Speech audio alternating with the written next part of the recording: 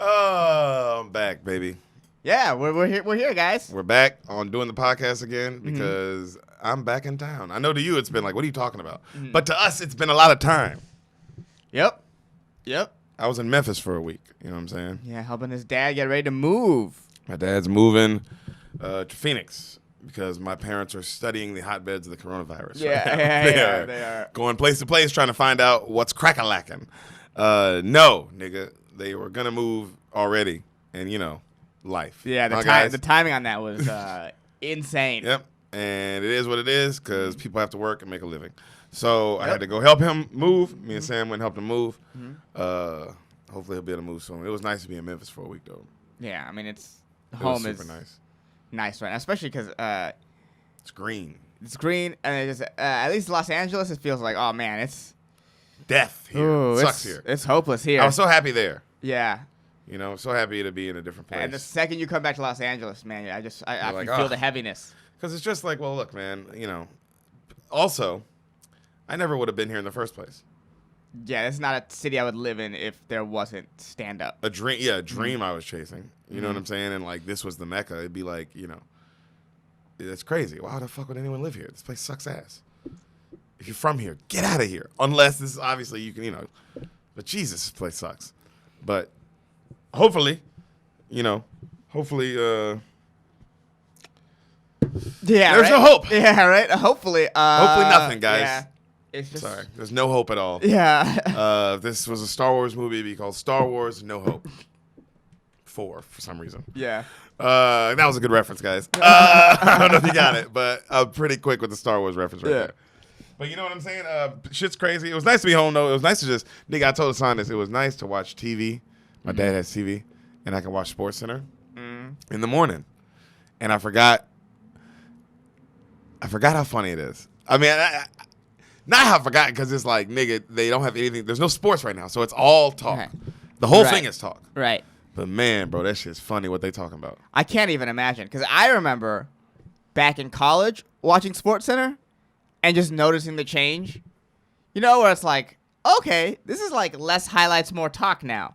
And now there's no sports. I can't even imagine. And like, it's not like ESPN's takes are the best. It's like honestly, the internet has the best takes. No, then sometimes some guys do. That's why we tune in. Right. Some guy like Stephen A. Smith, we tune in because he has a good take. That's why, like even on the internet, like I'll go to YouTube and see what he said. Okay. You know what I mean? Because he does have the better takes, and then his hot takes are funny.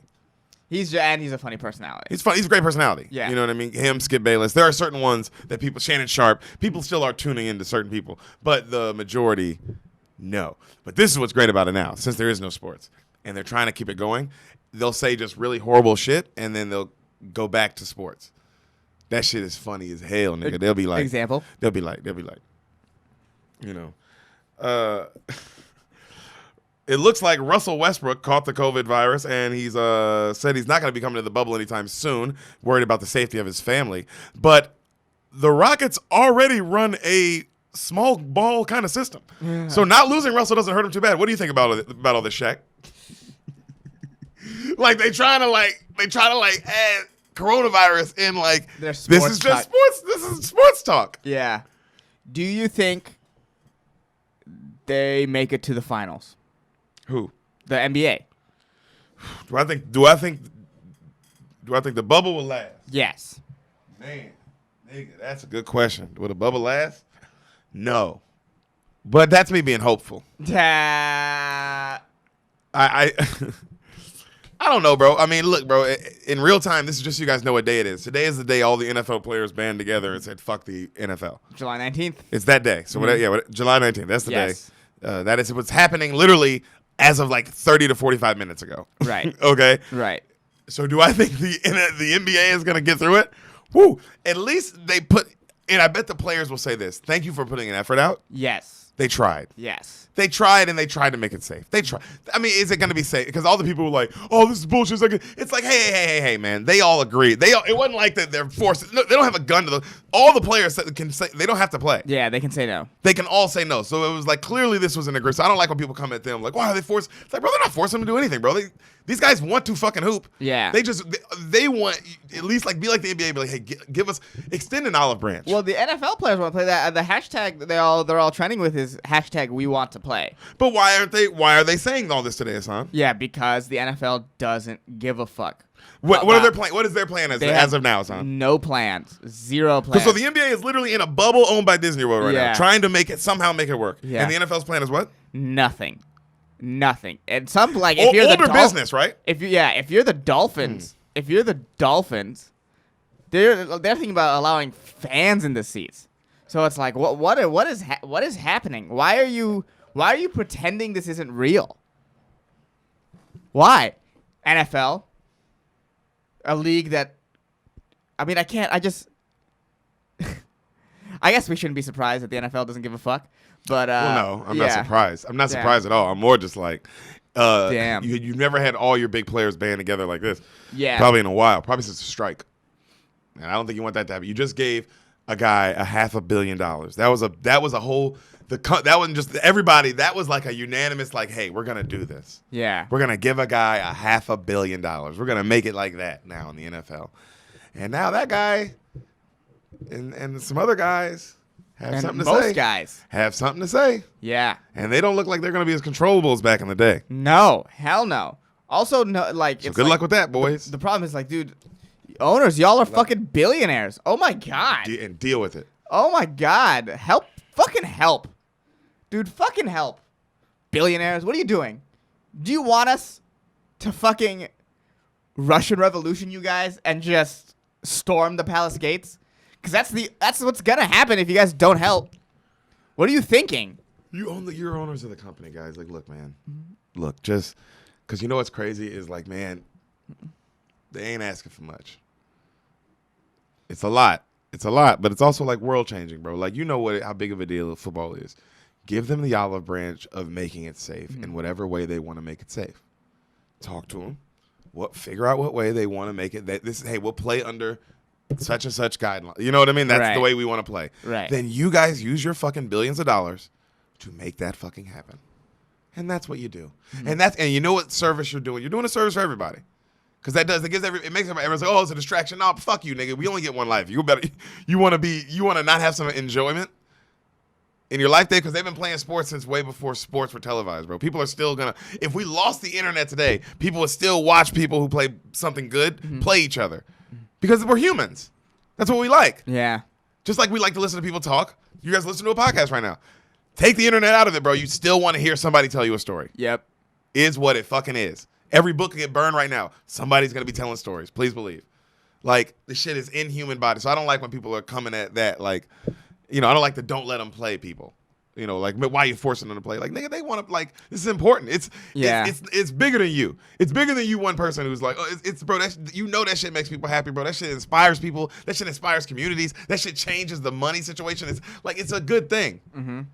But I get that the players are like, hey, fucking give us, if we're going to do that for you, give us something. And then donate to some fucking charities. Why don't you fucking assholes, while we're doing that as well. Yeah, dude. Because that's the thing, bro. If you're like David Tepper of the Panthers and you have $64 billion, literally $1 billion would solve so many problems in the U.S. and it wouldn't even affect you. So you give $1 billion to solve all the problems in the U.S., another $1 billion to just make sure your teams, you buy a dome and you guys figure out the football situation. Yeah. It's to cost you $1 billion. Yeah. Done. $2 billion. So you're at $62 billion. Guess what? When you have $62 billion, it's not that hard to get back to $64 billion. Hey, talk to all the other. There's 32 owners. You're all billionaires. All of you put in $1 billion. You literally build there's land everywhere. You literally build something for and then you have a football season in there. Yeah. Like, dude, give them something. Oh, but I'm gonna lose $1 billion, bro. Quit playing. Mm-hmm. Quit playing. Why y'all playing? Yeah. But it's all about the wealth of my. Like, bro, they're still gonna be wealthy. Oh my god. They're gonna be wealthy, but at this rate, everyone's gonna fucking hate them. I mean, Man. everybody's gonna hate rich people anyway. I Yeah. don't know what's gonna happen. I mean, you told me. Y'all know how I feel, bro. This shit is only gonna get worse. Yeah. That's why we're powering through Storm the gates, baby. and doing a podcast for Yeah. you. But almost every NFL player tweeted. Every football player tweeted. Even radio was like, "That's a bad one, coach." That's my transition this week. That was your radio impression? Yeah, that's a bad one, coach. Wow. That's a bad one. Son, you went full retard. That's in the words of- a bad one. Did he go full retard? I was about to say Kanye. Cuba? Yeah. This is not a political podcast. I mean, okay. I mean, yes, kind of. In the words of, you've seen Tropic Thunder. Yes. In the sense of what he's saying, did he go full retard? Is that why he didn't get an Oscar? Yeah. The entire time I was watching it, I was like, "You don't need to be doing this, Cuba." I wanted to grab him and be like, "Bro, you already won an Oscar. This is not for you." Yeah. It just didn't make sense. And then like, he was kind of just also the idea, like, I got the feeling that he was just a little too old to be playing radio. There's something about that felt like, you know what I mean? Like it felt like it should have been a younger kid. Maybe. I don't know. I don't know how old radio was when this whole thing went down. They never really go into that. Yeah, they don't really go into the age. Yeah, right? They keep it ambiguous. And I think that's for a reason. Because I think if you were to be like, he's 19, you'd be like, "Oh, that's a 30-year-old man." I don't think he was supposed to be young though. I think he's an old man in real life. When they meet him, I'm pretty sure. Yeah, he's probably what? So that was like 30 years. So you're right. He's probably like 30. Probably like 30 at least. Yeah, he's probably like 30. But yeah, it was incredibly cheesy. I mean, it had its moments. Of course, it's gonna make you cry because it's like a mentally retarded guy doing stuff. You know what I mean? And you're like, "Oh, look at him do stuff," right? And you're like, "Oh, that's heartwarming," and he's overcoming. You know? And it's sports, so it's gonna make me cry, obviously. Oh my God. You know. Oh my God. He's mentally challenged. Yes. And he's The doing medical stuff. term is retarded. And he's doing stuff. Like what? Stuff, man. He's like listening to the game on the radio in the rain. That was the part that made me cry. When they left him, when he had to stay back, and he just still wanted to feel like he was part of the team. You know. Yeah. So it's just. I wish it was just someone else. And the whole A no-name actor probably would have been great. A no-name actor. You had Ed Harris. You got Ed Harris. Yeah. A no-name actor who kind of had something more to act for, if that makes any sense. You saw, someone fighting for name recognition probably would have killed that role in a different way. Yeah. But yeah, the whole time I was just like, what are you doing, Cuba? Huh? Not the whole, but I never fully bought into him being radio. He was always a little bit Cuba Gooding Jr. to me. Oh, I believe that. Yeah, but I'm glad, and I got the feeling that it was like that while you were telling me the story, while you were doing the episode. But I'm glad you didn't harp on how cheesy it was while we were doing it. That's no fun. That's no fun, and and I think I went into the movie with a little bit more positive of a mindset, and that made me enjoy it more. Because I was like, oh, this is what it really is. This is why people kind of make fun of it. Or it's just forgotten, kind of, too. Yeah. It's like not remembered as like some great movie, and it's because... Yeah, why are you doing this? Why? It's interesting, because it will make you cry, though. Yeah, but it's like hardball. Hardball will make you cry, but... And it's like, is it good? And it's like, yeah, I guess it is. It evokes emotion. I don't know if it's good. Hey, bro, hardball makes you cry every time, though. Yeah. So does radio. Yeah. There are movies like that, bro, that are just like, damn, I do not know if that movie is good, but I will cry if I see it. Yeah, like, because it's like, no one's going to be like, oh, do I have to watch radio? I'm like, no, you don't have to watch radio. I don't think about it that you have to watch. But if you do, I hope you enjoy it. Yeah. I hope you enjoy it. You know what I'm saying? Oh, my God, radio, bro. Man, being mentally challenged must be tough. Must be tough. But it must be fun. You get to be honest. Yeah, I wonder. There also seems to be a blissful unawareness of it. You get to be completely honest, Mhm. and that looks awesome. That does look awesome. Like it's like pure. It's like the most pure honesty. Mm-hmm. It's like, bro, that shit's great, dude. I do love at the end you find. Oh, this is also really funny to me at the end where they have the shots of radio, like the real radio, and it's like a bunch of like professional shots. And it's also funny to me that it's just so clear that someone told radio not to look at the cameras because the entire time it looks like he's trying so hard not to look at the camera. Or maybe that's like a fucked up thing to point out. Man, I don't even know how you know. I've seen it so many times. I never noticed it. But I mean, you know what? That's why different strokes for different folks. Yeah, it's like it's so funny. I mean, Man, I don't know if bro. we're still. I don't know if I own it or if you rented it, but if I own it, You own that. okay. You own radio. Literally, at some point, just watch the scene where they show the real radio, and look at how really pay attention to how hard he's trying to not look at the camera, and that's all you can see. Man, bro, you funny. Oh my man. God, you're gay, but you're funny. I'm not gay. You know, you don't have to watch radio maybe if you want. You know what I mean? You're gay. All right. See you soon. Beaners, this is your intermission right now. Before we get into the episode you are here for, really quick, thank you for listening. We Yes, love you. We do. Please subscribe to us on YouTube.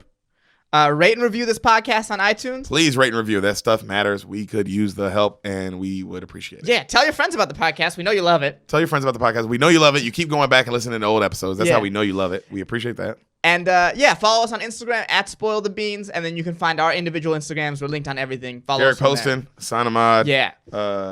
Yeah. Oh, and shout out to Greg Scamato for making our theme music. If you want some more samples from him or maybe help from him, check out gregcanhelp.com. Yep. Yeah. And now back to your future presentation. Ain't gonna be no podcast until Hassan claps them cheeks. That's when we'll start the podcast, motherfucker. All right? I'm not about to fuck anyone on camera if that's what you're asking me to do. Well, I will pause the podcast, but you're gonna have sex with me so we can continue this. Nope. I literally don't want to do that in the slightest. In the fucking slightest. I don't want to have sex with you. But you know what I do want to do?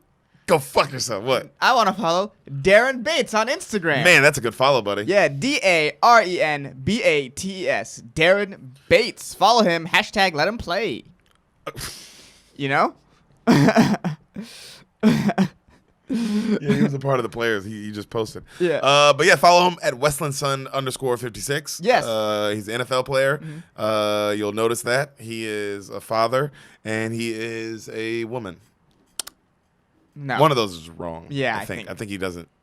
I think he's not a father. Nah, I'm pretty sure But it's a woman. anyway, thing. Huh? Go follow him. And also, if you want to hear his sexy, smooth, sultry voice, you're going to listen to him on the J-Boy Show. The J-Boy Show with Jake Crane Mr. with the water cooler. Win the water cooler. Yep, Win the Water Cooler with Mr. Jake Crane. You guys go listen to that podcast, the Darren Bates episode on there, and support our boy, man. Give it a like, Yeah. give it a subscribe. Go J Boys. Support the J Boys podcast, and then find them on Instagram and tell them the Bean sent you. Yep, please let them know in their, whether you go to their podcast review and let them know the Beans sent you or their Instagram, but let them know if you went there and listened to that episode, you came from the Beans and you live for the Beans. You will die for the Beans, and let them know. And you'll ride for the Beans. Let them know Let them you know. will die for the Beans and murder for the Beans Well- at any point given. Yeah. And let all other podcasts know.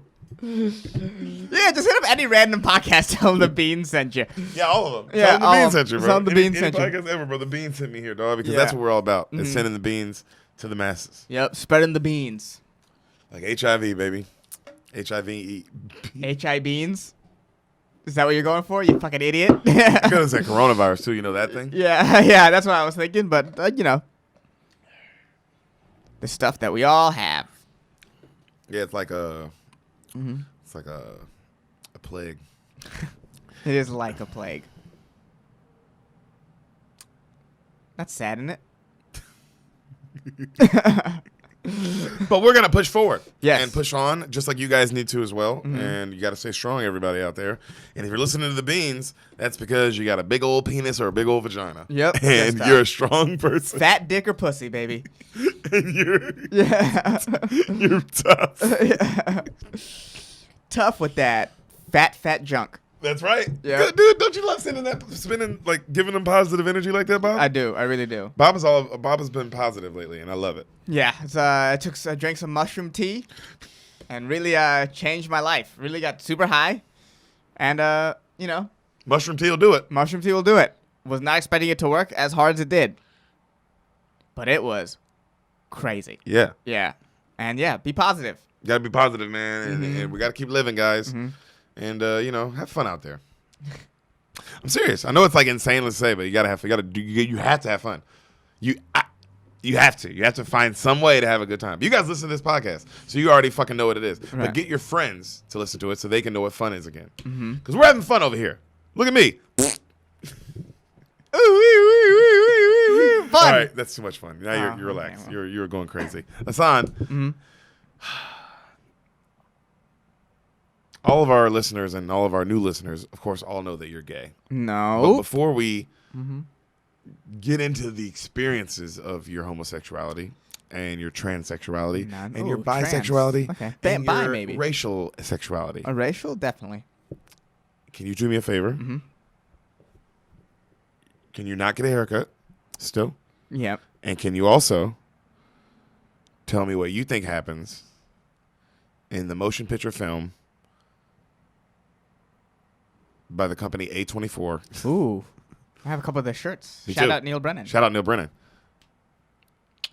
Skinny guy. Yeah. Uncut Gems. All right. Finally watching this movie. So Adam You haven't seen it? Sandler is a gambling addict, right? And he owes people some money, like maybe like the mob or something. God. He owes them always- money. It's never someone good. It's never like, some nuns. Yeah. Yeah, he owes the mob money, and it's time to collect. And he has been not paying, so they are like, God. you are done. Son, why don't people not pay? That never makes sense. Well, Every because time. you're a gambling addict. So then you just see the rush of him like doing the things to try to keep the guys off his tail. Right? He's running away from them. He's he makes a bet. He keeps on making bets, and then some of them are winning, some of them are losing. And whenever he's winning, and you're like, oh man, cool, you're ahead. He goes, I gotta place one more bet. Oh God, And he one of keeps those. losing. Yeah, he keeps losing. And maybe at some point they threaten his family, but he's able to squirm out of that somehow. Oof. Yeah, and it's just constantly like. Oh, you're getting like really serious. Yeah, it's like him. It's this cat and mouse game. And But like the family, there's like, oh, you mean like Yeah, this is yeah. one of those situations. Yeah. And the whole time you're just uneasy on the edge of your seat because he keeps on making decisions. And maybe this is over the course of maybe like 2 days even. It's just this high rolling life, and he's maybe doing a lot of drugs as well. He's fueling a lot of cocaine fueled decisions. Yeah. And then at the end of the day, you can't run. You can't outrun the demons. You can't outrun the mafia. What happened? Tell me. Give me your ending now. He makes a bet and he loses, but he has some money to give, so he shows up like, hey, I can give you this money. And they go, it's not enough. And then they fucking pow. Pow, pow. Pow, pow, pow, pow, pow, pow, pow, pow. Pow. Shh, pow. Why? Wait. Who stabbed him? Some guy who has issues. Some guy who doesn't have a gun. They didn't give him a gun. Yeah, he's He wants to get in on it. Yeah. Wow, dude. Mm-hmm. Well, a certain good friend of ours kind of told you the ending already, which was hilarious. I knew. We love that guy though. Shout out J Shop. Shout out J Shop. Mm-hmm. You're the man. Yeah. Literally, it was also really funny in the car when you just told everybody the ending of Uncut Gems. Yeah. It was like, dude, fucking why not, Yeah. But the movie's still amazing, so that's why it's worth doing, because it's goddamn. I mean, it makes no sense why rewatching it. He should have won the Oscar for. He didn't get nominated, but he should have definitely been nominated. You know what I mean? If Okay. not, that's how good this was. Yeah, I heard that was a big snub. Huge snub. You can tell it was like, this is an against Adam Sandler thing. Okay. You guys don't like that because even at the one award show he did do an award speech, it was just shitting on how dumb awards are. That's fair. And they knew he was gonna. It's like, if we invite him to the Oscars, he's not gonna do what Joaquin Phoenix is gonna do and talk about how we need to save every single polar bear's toenail clippings. Yeah. and how animals are black people or whatever the fuck. Whatever the fuck he Was that him or was that Renee Zellweger? They all say it. Yeah. But it was all some, you know, Yeah. they don't want a guy going up there just being funny, talking shit. Yeah, about how, like, hey, this is dumb. This is dumb. This is stupid. What is this? So, but man, what a fucking movie. Dude, fasten your seatbelt. I haven't told you that, but a couple times. But go ahead and strap in for this one. You strapped in tight? Click. Can you Double give seatbelt. it a pull? Yeah, I'm in. I'm All in. right, thanks, buddy. Just want to make sure you're safe. Yeah. I care about you. Oh, okay. This is an emotional ride. Okay. Fuck. Adam Sandler he steps it up on this one. Okay. You are also right about most of your guess, and you were also wrong about all of it. Okay. I get it. You know what I'm saying? Yes, I do get it. Credits roll. Okay. We see a huge mine in like Africa or some shit. You know what I'm saying? The Wello mine of Ethiopia, fall 2010. It's a period piece. Okay. Okay. It is. You forget that these are period pieces. Yeah, This is a period 2010, piece. 2010 is a period. Well, now anything pre-corona is a period piece. Yeah. So people are screaming. Well, also, it's very important what years these movies are because you'll see why in a second. Okay. People are screaming, alarms going off. You see a blown up leg. Ooh. Like blown the fuck up, you know, in a mining kind of accident, you know. The workers are all carrying the guy to the bosses, Asian bosses, mind you, some Chinese company in Ethiopia of Africa. Yeah, what are well, you guys doing there? What's it called? China's setting up a massive infrastructure in Africa. They're trying to make you know how China is like they Gay? make all our cheap shit. Yes. They're trying to make it so Africa makes all the cheap shit now, and they're the new America in terms of like, you know. Yeah. Yeah. Yep. I would do the same thing. Yeah, that makes sense. At it, boys. So, they're yelling at them like a big fights breaking out between the workers and the obviously, you know, Right, over yeah, this yeah. dude's leg is like blown apart. Yeah. You know, and you see these other two dudes kind of looking at each other and they kind of sneak off. And they take off running and they run back into the mines and they run up to a wall and they chisel they go to a certain spot, chisel something out, a big old block falls off, they crack into that. You see a beautiful greenish blue diamond. You forgot. Yeah, Did you not know about? There's gems. There's something about. Yeah, exactly. I was like, oh, I didn't know if he knew or didn't. Yeah, but so I was like, oh, you missed a lot of this. Yeah. It was kind of in the title. Yeah. Oops. It's okay. Kind of like a car situation. Yeah. You forgot there was racing. You made it a kidnapping thriller. Oops. Still the best guess of all time if you want to go listen to that. Cars 3. Look it up. So you see the gems, right? And it's beautiful greenish blue, and it like the music kind of gets intense, and it sounds like a trance, like, you know? And it zooms into the diamond, and it becomes like a beautiful universe almost. Uncut Gems. Okay. All right. It goes, you see it still going through the diamond, camera's going through the diamonds, credits are rolling. You see it now turn into like what looks like a body. Like, oh, it looks like it's going through like like organs or some shit, right? Right. Camera keeps going out, you pan back, you see doctors talking, you know, as they're doing a colonoscopy. And they're going through our lead, the Sandman. The One Sandman. of my favorites, bro. This guy is one of is the GOAT, if not, he's the best. Cut 2, New York City, 2012. Okay. All right. Okay. So this is like is while he's getting the. That's It says that while he's getting while he's getting the colonoscopy, it says 2012. So you know, okay. right? So Okay. this is where we're at now. Okay. All right. Cut to him, like you see, like credits are rolling still. He's up, he's talking. Yeah, see, I'm like a block away. All right, I'm on the way.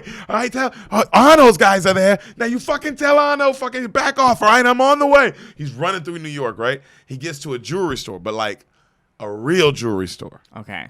like where people get like big time jewelry, like Okay. rappers and shit. You know what I'm saying? Okay. Like that kind of jewelry store, not like something in a mall. Right. Okay. Or something you could find, like you'd have to know it was there, kind of place. Okay. So he walks in, he sees there's two Italian-looking gangster dudes in the corner, right? And then you see Lakeith Stanfield, one of our other leads in this. Okay. Damn. His name's Damani. This dude's in everything. Oh, this dude's in everything. Yeah. His name's Damani, right? He's like, yo, Howard, what up, bro? This is Cash Out. You know, he's the hottest rapper on the streets right now. Do you remember Cash Out? He had one big hit. It's called Cash Out. No, I don't remember him. It had that one line, ride around with that Keisha, smoking on Keisha. Okay. Okay. With that All right. Nina, with that Nina. Remember that shit? Yeah. Got a condo in my crib. I'm cashing out. I'm cashing Yes, out. I remember the Keisha part. So that's why it's a period. Also, it's funny because every reference in this It's is 2012. 2012. Okay. So you're gonna get every reference. Okay. That's why it'll be funner because you'll be like, oh damn, I remember all this. Okay, so he's with Cash Out. So he's with the Keith Stanfield guy. He's with Cash Out. Okay.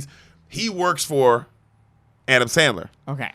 He's a big time jeweler for rich people For like rich this. people, yeah. So the guys, Keith Stanfield's job is to go get rich people and bring them into the store. You see what I'm saying? They work Yeah. together just so you know what their relationship is already. Makes all right? sense. So he goes, hey, Arno, what's going on? These are Arno's friends. How's it going? I'm Howard. Nice to meet you. He shakes that gangster's hands. Mm-hmm. He goes, you guys want a water? Did somebody not bring you a water? Let me get you one. And he goes, hey, I'm good. Hey, I don't want a water. I don't want a water. The guy's like, I don't want a water. And he's like, oh, let me get you a water. This is fresh spring water. We make it here. This is fresh. You can't even get this anywhere else. And he brings it up to him. He's like, look. So he's opened it up. He's like, hey, I'm in a bit of a rush. I got a million things to do. I don't really have the time to deal with Arno's kind of things today. And the gangster dude slaps the shit out of him. What? Of course, now the whole store is like, you know what I mean? Like, Yeah. what the fuck? Yeah. And he's like, I said I didn't want a water. You brought me a water. I said I didn't want one. You're fucking playing games, all right? And he's like, we need to get on the same page. Are we on the same page now? And everybody's looking at him, and like the Lakeith Stanfield dude's like, yo, you all right? And he's like, yeah, Howard's like, yeah, I'm on. Everybody, we're good. And he goes in the back and he starts trying to call the Arnold guy. Okay. And he goes to the Arnold's voicemail. You've reached Arnold. Hangs up, Okay. And he's like, credits are still rolling. Crazy. Wait, Adam Sandler is, what's his name? Howard. Howard, okay. Okay, Arno's the guy we don't know who. Okay, he we is. don't know who he is. Okay. All right. And then the gangsters obviously work for Arno. Yeah. Okay, yeah. And then Lakeith Stanfield's name is Damani. Okay. So, he goes, like he comes back out and as he's trying to call him, the gangsters come in the back, right? Mm-hmm. And he's like, fellas, come on, what are you doing back here? And they go pat him down. And he's like, oh, come on, this isn't necessary. Come on. And they fucking take out a huge wad of like 20 grand out of his pocket. And they go, how much is this watch? And he goes, come on, that's not mine. How much is the watch, Howard? Oh, come on. And they take the fucking, he's like, here, take it. And they take his watch too. Okay. All right. And now he's pissed. So he leaves us because they leave. So he leaves the store. Credits are still rolling. Okay. The movie's still just starting. Okay. Yeah. Yeah. But that's how I want you to know. It's kind of like that. It's just fast all the time. You don't get off the roller coaster. Okay. So he's now walking down the street. And he's like, oh no, you send collectors to my fucking office? Huh? Are you crazy? I'm minutes away from closing the biggest fucking deal in my life. And you're fucking with me like this? And just so you know, Arno, they took the watch from me. That watch is worth 20 grand. I want that deducted from the 100 grand. He hangs up. Okay. All right. He goes into a place, like goes up to like a elevator, goes up to a room. He goes in the house. There's some hot girls leaving his place. He's like, what the fuck? And then he looks in. There's beers everywhere. Clearly was a party there. He goes in the bedroom. There's these two girls laying on the bed. And he goes, oh, I'm fucking sick of this. You take fucking advantage of me. And she's like, oh, what? And it's this really hot girl. Okay. All right? Okay. She's laying in the bed with another girl, but like that's who he's talking to. Right. And the other girl's just texting. Right. And he's like, oh, you take fucking advantage of me. You fucking play around. You're supposed to be at the shop right now working. You're not even fucking there. Come on, it's fucking 10:30. She's like, oh no, I was coming. I mean, hey, Howard, I was coming. Come on, And then like he opens like the blinds. She's like, they argue. The man, like he's very Jewish, but he's also Jewish in this. Yeah, I can But tell. like he's extremely just like everything, just like a big argument and a big fight, complains about everything. Yeah. And he's like, I'm fucking exhausted. I got fucking kids. She's like, I didn't ask you to have kids. He's like, oh fuck you. And then she's like, oh come here, come get in the bed and cuddle. And then she shows her body. She's like a banging young 20-something-year-old. You know what I mean? Like insane. Good for him. Insane. And then the other girl's like, come on, Howard, get in the bed, cuddle with, And he's like, oh, you can't do this to me. And he gets in the bed, and then he starts kissing on her. And she's like, here, look at the pictures I took today. And she's like, all right, let me see. She's like, who is this? And she shows him a guy, and he recognizes this man, Hassan. And he's like, oh, who's this guy? And she goes, oh, his name's The Weeknd. He's a singer out of Canada. He's going to be major, I promise. Crazy. It's 2012. Crazy. I told you the references because you're like, oh, yeah, that would be a real thing at one point. Yeah. Where he would be a guy who would just. Also, did she fuck The Weeknd? What just No, she was a photographer. Photographer. You Oh, know what I'm saying? Like I got, and she works at the store for him. Like she does the same thing he does. Like just trying to get people in to, buy the shop. Right. Yeah. Okay. And she got a piece from him as well, like some Michael Jackson piece. Okay. Like, And then Howard's talking shit. Well, this guy's never gonna make. He looks stupid. Look at his fucking hair. Yeah. He's from Canada. Like what? Like and then he just like moves forward. Yeah. So he takes the piece that he got, that she just got, right? Yeah. He goes, he pawns it, gets $23,500 for it, immediately takes it to bed. Okay? Immediately takes it to bed. He goes, like, credits are still rolling. Yeah. All right, look, I want the fucking, he's talking to the guy. He's like, I want the OKC Laker game. I want the fucking Lakers. I want Kobe with the under. He's fucking passing out. You know, like, he's just saying, like, all these crazy things, right? Yeah. You know, he's like, I want the Sixers to cover. They're going to cover the spread. And then right then he gets a call, and he's like, hello? And he's like, are you fucking kidding me? He's coming right now? Oh, fucking shit. Hangs up. Kevin Garnett's coming into my store right now. Did you know Kevin Garnett was the third lead in this? I didn't know he was a lead in this. I knew he was in the movie. He's leading this. Oh, wow. He's amazing in this too. Okay. Because he's just playing himself. So but you know, I'm sure he's also one of the legends, dude. Yeah. Shout out to KG. He's Jesus. just a fucking legend. Crazy that he's a lead in this. Oh yeah. So he goes, KG's coming to my store. He goes, you keep him there. You keep him there. Oh shit. He goes back to the shop. When he gets back to the shop, there's these two big buff black gangster dudes, like security dudes, Right. beating the shit out of the fucking Italian gangsters. Okay. Get the fuck out of here. He's like, yo. And, you know, Howard's like, whoa, what's going on? He's like, and they're like, yo, fuck you, Howard. You send these fucking dudes to do this to us? Fuck you, we're gonna fucking kill you. You're fucking dead. He's like, I don't know these guys. I don't fucking know these guys. Elevator closes, they leave. Fucking wow. I told you, it's just, you see what I'm saying? How it's just like, It's just a problem after you a can't problem. wait. You can't wait for it. It's coming at you. Okay. Yeah, problem after it's just like, Yeah. oh my God. So, you know, he's looking at the guys. He goes, oh, you guys with KG, huh? And they go, you get the fuck out of here. Get the fuck in. He goes, hey, this is my shop. I'm Howard. This is my, open the door. Hello. The buzzer opens, like the door opens, right? He walks in. He looks, and you see our boy, Kevin Garnett, for the first time. All right? And Kevin Garnett's kind of looking at him, and you see Adam Sandler. He gets such a good acting. The genuine excitement, like a kid when you see a NBA player for the first time. Yeah, you're just like, and he's like, and he goes, he just says, he doesn't yell, he just does the thing where you're like, he goes, so that's KG, huh? That's him, huh? Mm-hmm. You know, where you're like, you almost like, oh, that's a fucking, all right, let me not freak out. That's fucking KG. Right. You know, in my store, Yeah. you know? And he's like, he walks in, and Damani's like, yo, what's going on? And the Yussie dude's complaining, yo, they fucked up my shirt. You know, what do with those fucking guys that came up, and then the Kevin Garnett's guys got him out? You know, and he's like ignoring all that. He's like, yo, what's up, KG? Nice to meet you. You know, and then he starts messing with him on some basketball shit. He's like, oh, why you fucking with my... Because he's a Knicks fan guy, obviously. He's in New York. Yeah, New York. He's like, New messing with York my boy Jew. Amari Stoudemire. You're giving him fucking... And they laugh about that. Right. You know, he's a diehard fan. You can tell he knows everything about basketball. Right. You know what I mean?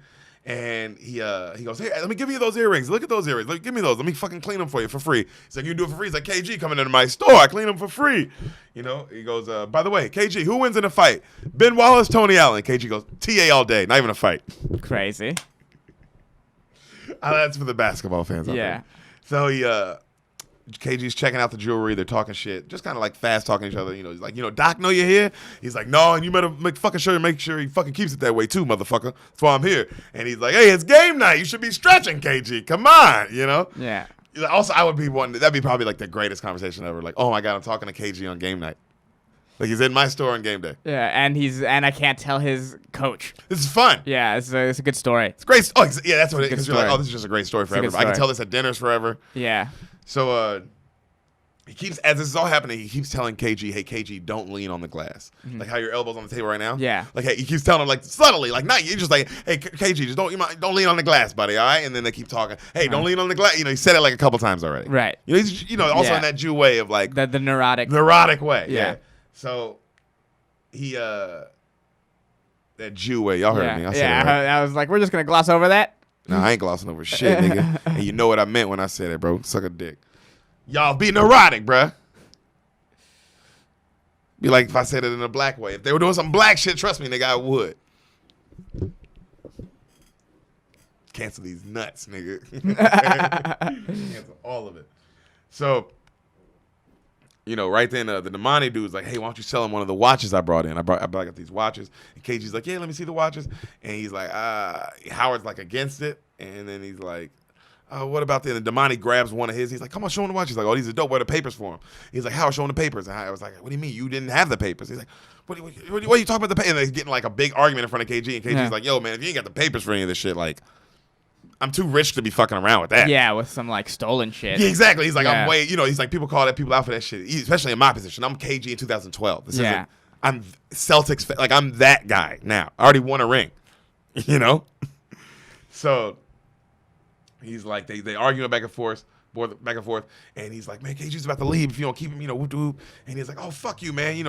He likes it in here. He's like, he doesn't fucking want to buy anything in here. I'm telling you, the Damani dude and him are going at it. They're arguing back and forth. Right. KG, don't lean on the glass, buddy, please. Right then he looks in the window and he sees a package at the door. Okay. And his eyes light up. Oh, shit. Oh, my God, this is it. Bring it in. Bring it in. KG, don't you leave. Don't you fucking dare leave, KG. I'm going to show you something. The guy brings the package to the back, right? He's so excited. He opens it up. Right then the Yussie dude. Remember the Yussie guy who was calling earlier who got his shirt ripped up? Yeah. He comes in. He's like, yo, what the fuck, man? These gangsters rip up my shirt. You don't even fucking care. Like, oh, my God, what happened? What the fuck's going on? And he's yelling and yelling, and he kind of gets drowned out as he's unopening this box. Right. And he opens it up, and it's all fish. And then he opens up a couple of the fish, and then he feels one, and he grabs something out of the fish, and he unwraps it, and he sees the stone. And it's it's all the, and he's like, and he's just fucking looking at it. And then the guy's like, I'm going to fucking quit, man. Are you listening to me? And he looks at him and he's like, holy shit, I'm fucking gonna come. And the guy's like, yeah, fuck you, man. I'm out of here, right? And, bro, his eyes are glazed over for real like he came. Like pure, like that kind of power. Like, I got it. I got what I needed. I got it. Mm-hmm. He comes out, KG, yo, come here. I'll show you something. KG's like, what's up, man? I got to get out of here. He's like, look, let me show you something really quick. So I'm, about a year ago or so, I'm watching, late night. I'm at the house. I'm watching TV, just the History Channel, and they're talking about African Jews. You guys know about the African Jews? Mm-hmm. This just turns into the whole thing about Nick Cannon. Yeah, I was going to say, what is this movie? Is this Nick Cannon? Is this a Nick Cannon episode? What the fuck is happening?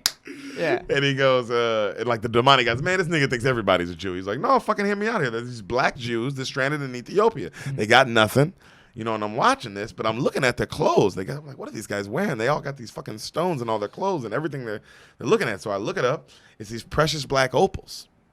They're worth like millions, and they get it because they live right near these well mines where they come from. So they just have them, You can't even get your hands on these. So I finally track one down.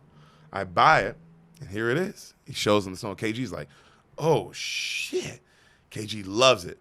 And he's leaning on the glass, and he's looking at it, and he's just lost in the stone. And you see his big Celtics championship ring on his finger, right. And he's just completely lost in it. And he's like, man, how many carats is this? And he's like, man, so many carats. It's like one, like 1,000 carat, like a cubic, you know what I mean? He's like, yeah. It's like a stone's like this big. Huge. So you get, it's about, so yeah, that's insanity. Right. And he's like, oh, shit.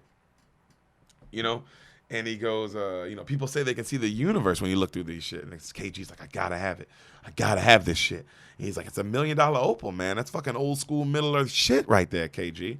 And then KG's looking at it, and it goes in, and it's really cool shot of you see KG, pictures of KG's actual whole life through it.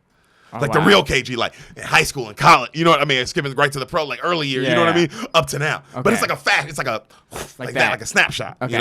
And he's like, I got it. And then as that happens, he falls through the glass from leaning on it. And everybody's like, oh, shit. And he's like, KG, you all right? You okay? And, of course, he's like, KG, you. Everybody's like, he's like, I'm fine. It's a sign. He's like, it's a sign. I need this shit.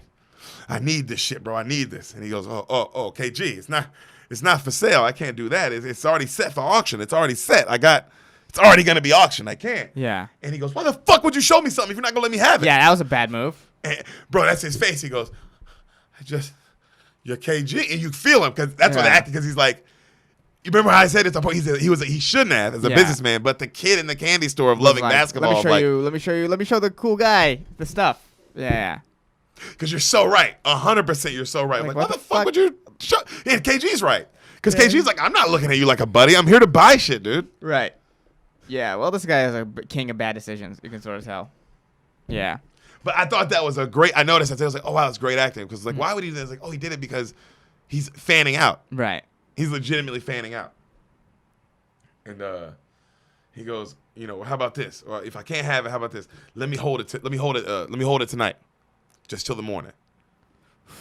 And he's looking at KG. I told you, bro, KG's all the way a part of this. And he's just like, oh, I don't know, KG. I can't do it. And the Damani dude is like, hey, just let him have it. I'm going to the game with them tonight anyway. They're playing the Sixers. It's in Philly. I'll fucking drive it back in the morning. Boom. And then KG's like, boom, done deal. And he's like, I can't, KG. He's like, you don't understand. I'm feeling something from this stone, bro. I'm going to drop 40 or 50 something tonight. I promise. I can feel it. And he's like, I can't. He's like, do you understand that? Do you understand? And KG's like right in his face, like, do you understand what I'm saying? I'm talking NBA. I'm talking big shit. And he's like, he thinks it over, And KG's like, this shit makes me feel like I can fucking fly, dog. You know how intense KG, like, you know how he talks too, like that pure intensity. Yeah. And he's like, all right, fucking make sure you take a picture, tag me on Instagram. You know, and he's like, I want you fucking tag, you know, they hold it up, they take the picture. He's like, done. He's about to walk out. He's like, KG, also, I need your Celtic ring. And of course, there's security and Damani. Like, oh, fuck that. It's Kevin Garnett. He's good for it. He's like, I need the ring, KG. I need it. KG's looking at him and everybody else is like, oh, fuck you. And KG's just like, no. It's cool. Deal. Takes off his Celtics ring. Damn. The Celtics ring is a part of the movie. Damn. 100%. Damn. Takes off the Celtics ring, gives him his actual championship Celtics ring. Yeah. And KG's like, we got a deal. You know what that remind me of? Remember Pawn Stars? Yeah. The saddest thing on Pawn Stars is when they would have old Super Bowl rings. It's like, damn. Yeah, that shit's sad. What player fell on such hard times that they were like, I got to give away my Super Bowl ring? Yeah. Fuck. Because that's way different than this situation. Because it's not like KG's even gambling. KG's like, all right, this is, and I know I'm taking like $1 million something from you. Yeah. I gotta give you $1 million something. Yeah. And also he knows like, also if you love basketball, you know, KG wouldn't sell this ring for anything. You're right. We all know how much that ring meant. Yeah. Like if you know anything about basketball, that one ring to KG was everything. Yeah. Anything is possible. Anything is possible. Yeah. That was that one. Yep. Well, it's the only one. He only won the one. Yeah, no, I meant that was that championship. Because I know you've seen it. Even if you don't like basketball, you've seen that clip of this guy going, anything is possible, like that. Fucking Kevin Garnett, dog. That nigga earned that ring too. Beat the Lakers. Almost got him another one too. Yeah, Some say the refs cheated him. Do they? Oh yeah, a lot of people say the refs took that finals away. That Game 7.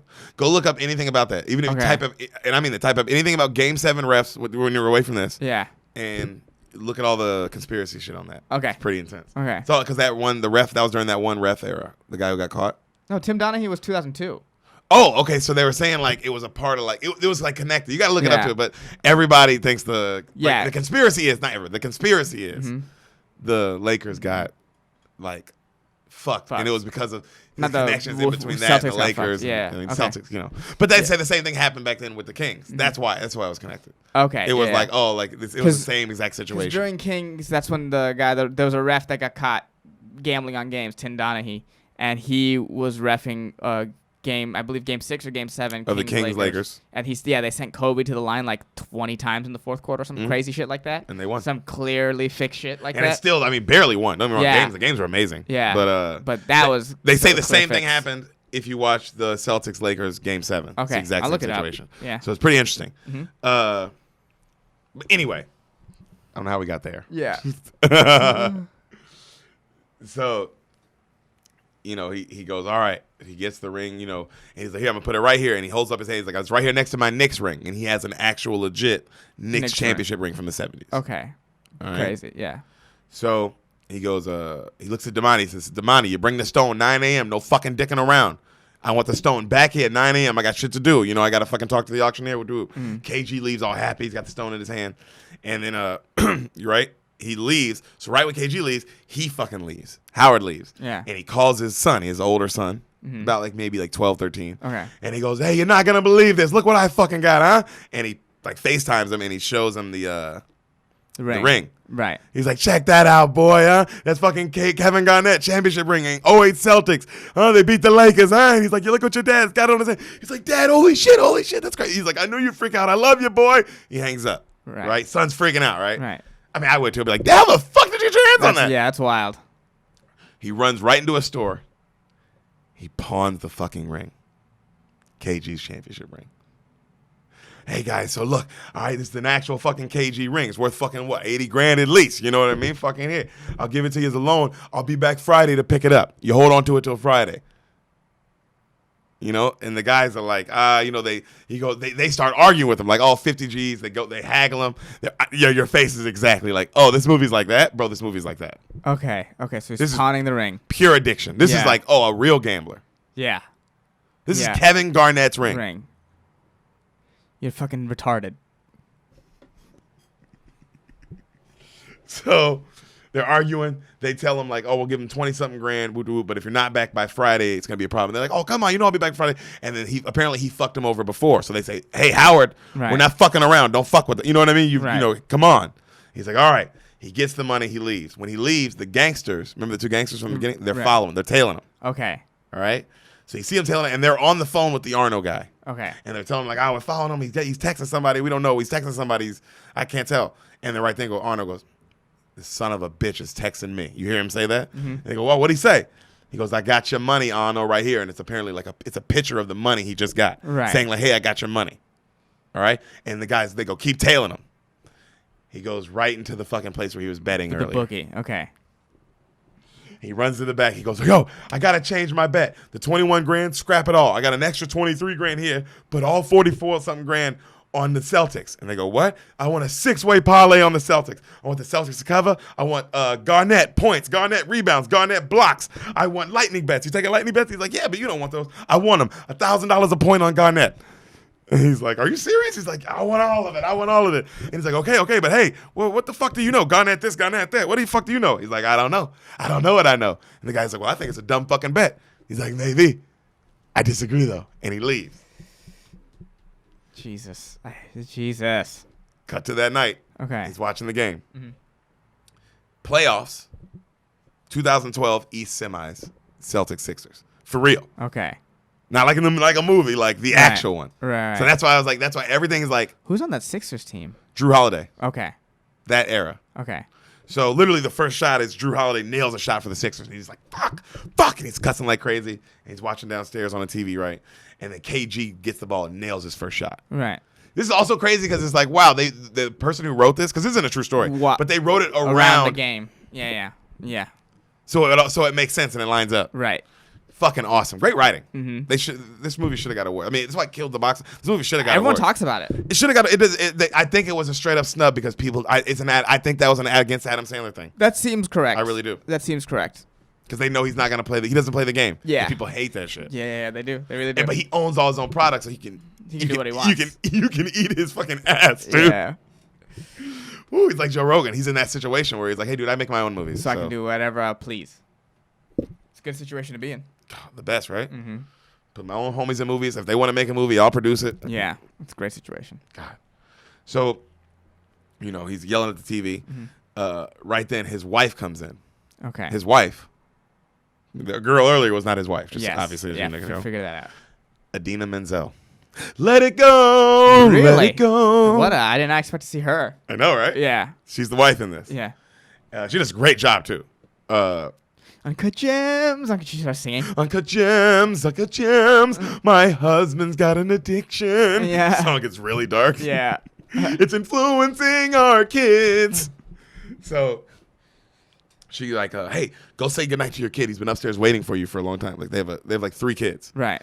All right. He has a youngest son and then an older daughter and then like the 13-year-old boy. Okay. And he's like, all right, I'm going right now. And she's like, it's the first quarter. Will you go say goodnight to your kid? The game's not going anywhere. He's like, okay, all right, I'm moving. And he just kind of keeps watching the TV. Mm-hmm. KG keeps killing it. Yes. She's like, go say goodnight to your son. Okay, I'm coming. I'm walking right now. I'm walking. And she's just staring at him. And he's like, all right, it's going to be a timeout. And then I'll go. Now, all right, I'm going. Fucking God. And he heads upstairs. She's like, she's so mad. He gets up, cut to his son is like laying in the bed like late night, and he's laying on the floor watching the game on his phone. Okay. All right. And he's like, they're like, KG killing the game tonight. 15 points, Celtics up. And he's like, yes. And then like Drew Holiday hits another shot. He's like, fuck you. And the littlest son, maybe like 7, is just like watching him. You know what I mean? It's a dark scene. You know what I mean? It's Right. like, it's a powerful shot, bro. Because the son is just like, Picking everything up. yep. Mm-hmm. And then he leaves that son's room, and that son's finally asleep. And he goes into his oldest son's, like the older son. The older son's also watching the game, and he's hyped up. And it's like talking to his dad about he has a bunch of bets going on with his friends, and he's fucking up right now as well. Okay. He's already like his dad. Yeah. All right. Oh, And he's like, oh, okay. that's my fucking boy. He's like, you bet on this? He's like, oh yeah, your dad bet big on this. How much you bet, Dad? I don't want to say, son. I don't want to say. How much you bet? Come on, Dad. I just know I bet big, son. Oh, it's fucking amazing, huh? Yeah. He's like, I love you. He's like, I love you, Dad. Right? You can tell like their bond over that shit. Right. It's dark, bro. This movie is. I thought that shit. I was like, damn, that's really a dark image, bro. Just like you're teaching your son how to do this. Well, your son picked it up from you. I don't know if you're like teaching. Well, now you're teaching. At this point, the Yeah. other son, I'd say picking up. At this point, I'd say this is teaching. Yeah. Because you're encouraging. Mm-hmm. So he goes downstairs, and like his wife is watching TV and he goes like he's putting on his shoes and he's looking at the TV and he's kind of like he's like, hey, can I watch the game for a sec? He put on the game and she's like, just her face of like, Right. will you fuck off, you know? And then she's like, you know, and he goes, come on, this is a big game. She's like, you know, I want to go get the kids, wake them up, and tell them right now, just get it all over with. I am done with this. So they're at that point of relationship. You know what I mean? Yeah. They're at that point of the relationship. They're on the outs. They're already done. This is Yeah. all fake. That's why he's with the girl. Okay. They don't live like it's yeah, fake. yeah. They're doing this like show for the kids. Right. You know? Right. So he goes, oh, come on. I thought we would agree. We'd tell him till Passover. We'd be sensitive. She goes, oh, wow, you're going to tell me about being sensitive? You're going to tell me about being sensitive. You know? And he's like, come on. She's like, you just keep putting it off. He's like, come on. Just put it on the game, please. She's like, oh. She throws the remote at him. He turns the channel. Boston's up like 20. Okay. He's like, cut to him watching in the cab. KG keeps killing it. The music gets happier and happier. Holy shit. KG has 27 points, 13 rebounds, like 5 blocks. Okay. And, wow. and they won by like 20. So he's like, holy fuck. Oh my God. Oh my God. And then the driver's like, everything okay? He's like, I just hit big, dog. Very, very big. The driver's like, congrats, man. KG just then drains another shot, 29 points. Right. You know, he's like, holy fuck. Do they pull KG in the fourth and that fucks him? No, he Okay. gets to the place. He won the whole. He already won the whole bet. He won the whole bet. Yeah. He already won the whole bet at this point. Okay. So now it's KG's adding insult to injury. Okay. So he gets to the place. His girl isn't there. You know the Yeah, young yeah, girl. The young girl. And he calls her and he's like, where you at? And she's like, oh, I'm almost at the place. I'm in the elevator. I'm coming up now. He's like, baby. He's like, I got something good news. I got good news. He's like, she's like, where are you? He's like, I'm in the tunnel. I'm almost home. She's like, okay, I'll see you in a sec. I gotta go. She hangs up. He hides in the closet like he's not home yet, right? Right. So she gets in, and she runs in, and she puts on some sexy-ass lingerie. And you see her ass, but her ass, you see her ass. That shit is crazy. Love it. Love it. Oh, my God. Adam Sandler, you just get to have all the fun, bro. So then, like, he's hiding in the closet, and he's looking at her, and he texts her. He's like, what are you wearing? And then she's like, she texts him back, if I told you, you'd jack off in the cab. And he's like, send a pic. So she sends a pic, and she, like, takes a picture, and she's all fucking bad as shit. And then he's like, are you wet? ? And then she starts playing with herself. And she's like, I'm so fucking wet. And then he comes out and he's like, I'm gonna fucking come. And she's like, oh, fucking goddamn it. He's like, baby, you're so fucking cute. I couldn't stop it. And she's like, what are you doing here? He's like, baby, I hit so big. She's like, what? He's like, I hit so fucking big. He's like, oh, baby. And they start making out. She's like, feel how wet I am. And then he starts fucking the shit out this chick. Yeah. Sandman. Love it. Love it. So he calls Damani the next morning. Immediately cuts to the next morning. Damani, where the fuck are you? Where are you? They get in to argue because Damani's not there. He's like, where the fuck are you? He's like, traffic, motherfucker. I'm on the way. Chill out. Where the fuck? Well, wait. The auctioneer's waiting on us. Let's go. And Damani's like, I'm pulling up, man. Come outside. He's like, what? He's like, come outside. I need to talk to you. Fucking goddamn it. Fuck. And he hangs up. You kidding me? He runs outside. As he's running outside, these two little Jewish dudes run up. And he's like, oh, will you fucking guys get away from me? He's like, hey, they go, Howard, you owe us money. Where's our money? So he owes these other two like random. He's like, where's our money, Howard? Come on. He's like, well, you fucking guys here. And he gives them a watch. He's like, it's worth 30 G's. Back up. And he's like, they're like, what? And he runs up to Damani. He's like, hey, where's the gym? And Damani's like, get in the car. I don't want to get in the car. Where's the fucking gym? And the guy's like, we don't want to watch. We want our money, Howard. We want our money. He's like, back the fuck up. And Damani's like, man, y'all back the fuck away from my car. I don't know you motherfuckers. Damani's like, you get in. He's like, they start arguing. I told you, it's one of those kind of movies. It's like, oh my God. What's going on now? Just chaos. Yeah. Damani, he's like, where's the gym? Damani goes, look, man, there's a crazy story about last night. He goes, where's the fucking gym, Damani? He's like, look, I was with KG. Some bitches came in, whoop, here's this, that, and the third. He's like, where's the gym? He's like, KG's got it. What? KG still got it, man. Well, call him. I can't. Call him right now. He's at practice. You're going to fucking call him right now. He's going to answer. He's like, he's at practice. I'm dead. He's like, literally, he's at practice. He's like, he wouldn't answer for God right now. Right. He is at practice for the Celtics in the playoffs. Yeah. That's that. Like that is that. Ooh. And he's like, well, we're going to fucking Philadelphia. He's like, are you kidding me? I just drove from Philly. I'm not going back to Philly. He's like, it's a 2-hour drive. We have to get there now. We got to get the fucking gym. So we're going right now. And Damani's like, God damn it. They take off back to Philly. Okay. Jesus, just pedal to the metal. Pedal to the metal. They get to the fucking Sixers facility. It's like, hey, bro, watch Netflix sometimes, huh? Just relax. Chill. You don't have to gamble. Yeah, just chill. We have to be in and out. Mm-hmm. That's what he tells them. He's like, hey, we're walking in the facility. He's like, we got to be in and out, all right? My daughter's play is tonight. So in and out, all right? I got shit to do. They get into the stadium. And he's looking around. He's like, God damn, I want to see Rondo, man. I got to tell him how great he did last night. And Damani's like, yo, just chill. You got to calm the fuck down. He's like, hey, did you know the first 2 points in the NBA was scored by a Jew? Played for the Knicks. Did you know that? And he's like, God, you think everything's about fucking Jews, right? Yeah. And he's walking in, and they get to the facility, and he gets in, and he's like, right when he gets in, he sees a guy holding the ball, and he steals that bitch. Like a trainer. And he's like, oh, look at this. And he's like dribbling, and then he goes and makes a layup. And Damani walks fast away. Yeah. And then he goes through another level of security. And he starts walking, and he's like, hey, yo, Damani. Hey, yo, I'm with him. And they go, sir, you with him? And then he's like, Damani. And the Damani guy leaves him. Right. Well, that's what he gets. And he's like, are you fucking kidding me? You fucking cocksucker, that guy works for me. You fucking kidding me? Fuck you, Damani. And so he now has to leave, take the train back to L.A. He gets to his daughter's play, and he's texting Damani nonstop. You fucking cocksucker, dude. His youngest son, again, just watching him. Great shots of him just. So, as they're sitting there waiting for the play to start, there's another family talking to him, asking him where they're going to go for their summer vacation this year. And the wife's like, like trying to avoid the question, like, oh, we don't know yet. We're not going anywhere. And then they go, what, Howard, really not going anywhere? Howard's like, oh, we're saving up money to go somewhere next year. And she's like, yeah, that's what we're doing. And you can see the kids, like just, you can tell just like, oh, they're just trying to avoid this. Yeah, avoid the truth. So his oldest son, he's like, what are you doing? He sees his oldest son, he's like gambling with his friends, like over like online poker or whatever, some crazy shit. Right. And then he's laughing with his son, and then he turns and he sees the gangsters are at his daughter's play. Oh, wow. Just in the back. Oh, wow.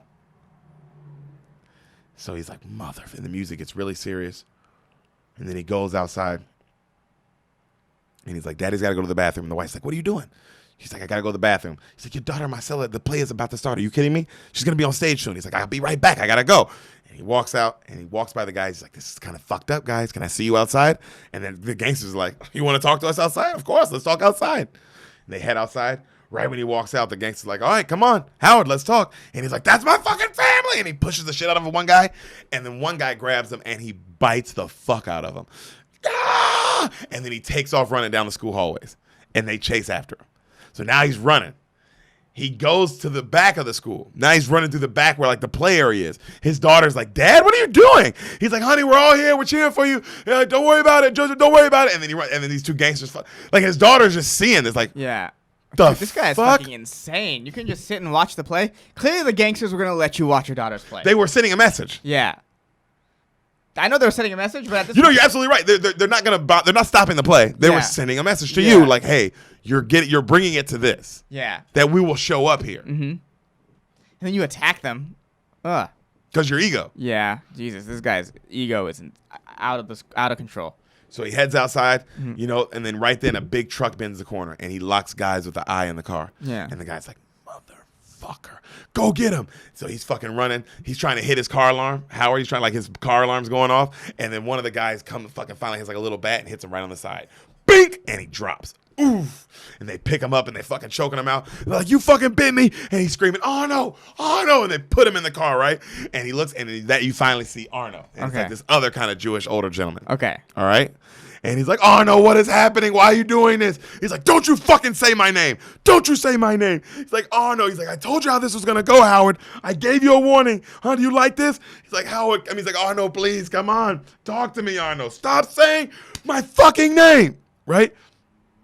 He's like, I'm going to pay you back. You know that. I'm broke. And then he shows him the picture he took earlier. He's like, what about this picture, huh? You sent me this picture earlier, Howard. What'd you do with this money? Huh? You gambled it. I know you placed a bet. He's like, I never did. I never placed any bets. Oh, no, I promise. He's like, you fucking liar. I heard your kids are going to a Timberlake concert, and I heard you put in a fucking swimming pool. You think I'm fucking stupid? He's like, all right, Arno, look. Oh, yeah, you're like, oh, this guy's fucking crazy. Yeah, it's like, damn, dude, just pay the guy back and then do all the stuff. Just pay him back, bro. Just pay him back. You clearly make the money at some point. Just pay him back. Also, pay him back and just pay him back with all the money you have and be in debt with, like, regular government. Right. Where it's fine. Yeah. They don't, this doesn't happen. What a fucking crazy idiot. And he goes, look, I admit it. I made a bet, okay? But guess what, Arno? Guess what? I hit big. Arno, big. And then Arno's like, you think I'm stupid, huh? You think I'm fucking stupid? I know you fucking gambled. I went and saw your bookie, and I talked to him. You know how offensive that is to me? You gambling with my money? And then Howard's eyes get real big, and he goes, you stopped the bet? "Oh no, did you stop the bet?" He's like, "Of course I stopped the bet, Howard." He stopped the bet before it went through. Ooh. You what? Well, congratulations, Arno. You fucking fucked us out of $600,000. Ah! And then they start beating the shit out of him. Yeah. They go take his fucking clothes off and they fucking strip him naked. You know what I mean? And he's like, "Oh, you did this to yourself, Howard." "Fuck you, Arno. I need my fucking glasses." They take his fucking glasses and they go, Monday, Arno gets his money, period. And they pop his trunk. It's still at the school play. And they put him in his own trunk. And then Arno goes, "Take his underwear." "Arno, don't, come on, Arno, please, please." And they rip his underwear off. So now he's butt naked. Adam Sandler in this trunk. They close the trunk. Damn, he should have just sat and watched his daughters play, huh? Definitely, dude. Yeah. "Fuck you, Arno, you cocksucker." Oh shit. Now there's that claustrophobic feeling. You know that, right. Oh shit. But he still has his phone in his hand. Mm-hmm. He never dropped his phone. Okay. So he goes, "Oh, I'm fucked." He calls his wife. Please. She goes, "Howard, where the fuck are you? What the play started? Honey, I locked my keys in the trunk. You got to come open it now, please. Oh, God damn it." He hangs up. You see her running out. God damn it. Shit. She runs out. She has an extra key. She's like, "Open it." It opens. And she looks. And she's like, and she notices him. Yeah. And he's like, "Thank you, honey. Thank you." And her eyes are like just pure disappointment and rage. And just all of it. She's a good actress. She was just like, wow. I can't believe you couldn't even sit for your daughter's play. You fucking crazy person. And now you're naked in a trunk. Yeah. And she doesn't say anything. Just turns around and runs back in. Just like, I can't right now. Yeah. What am I gonna do right now? The play has started. Right. And then he goes, he puts on some sweats. Like now he has goofy ass sweats on. He has to walk back in this play where like he had a nice suit on. Yeah. Now he has goofy ass sweats on. Okay. So imagine because everyone around him is like, "What the fuck happened?" Yeah. Yeah. And then his wife is so mad.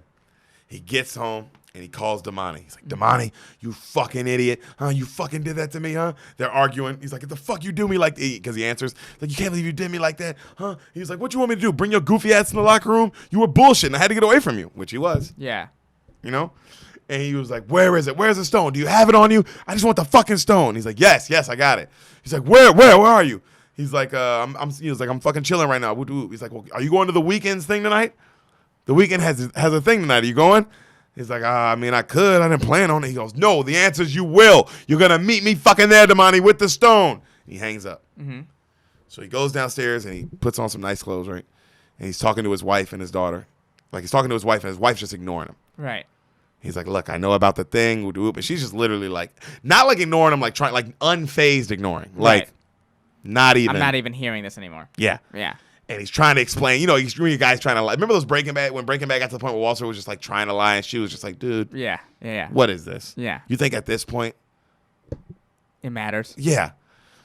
"I saw you naked in the trunk. I know what you're involved." Like, what could you say to me? Hassan, if you had to come get me and I was naked in the trunk, fool, and I was like, "Hey, Hassan, you know I was naked in the trunk," because are you even listening to me at that point? Or are you like, "Oh, bro, yeah, it's done." You're in some shit you don't want to tell me about. Yeah. I can't hang out. Like, I can't. Yeah. What? I can't even help you. Because also I can't even help you. You don't even want help.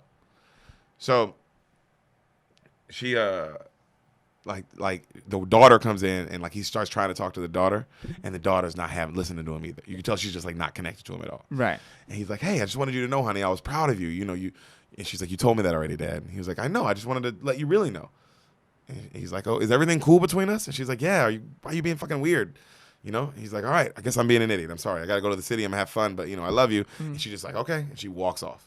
Okay. Like, gets back on the phone. "Sorry about that bullshit." And, like, he's just like, oh, great shot of him just in the kitchen alone. Good. He deserves it. And he just kind of puts food away by himself. Cut to him at a club. Music blasting. That Meek Mill song from Amen from 2012. They really let you know it's 2012. Yeah, they really hammer that point. Couple bad bitches in the building. Amen. That one. And he's like, he's calling Damani. "Damani, where are you?" Damani, he can't hear him because the club is so packed. Right. Finally, you hear someone go, Hey, stop the music. Stop the music. I'm performing right now, but I need black light."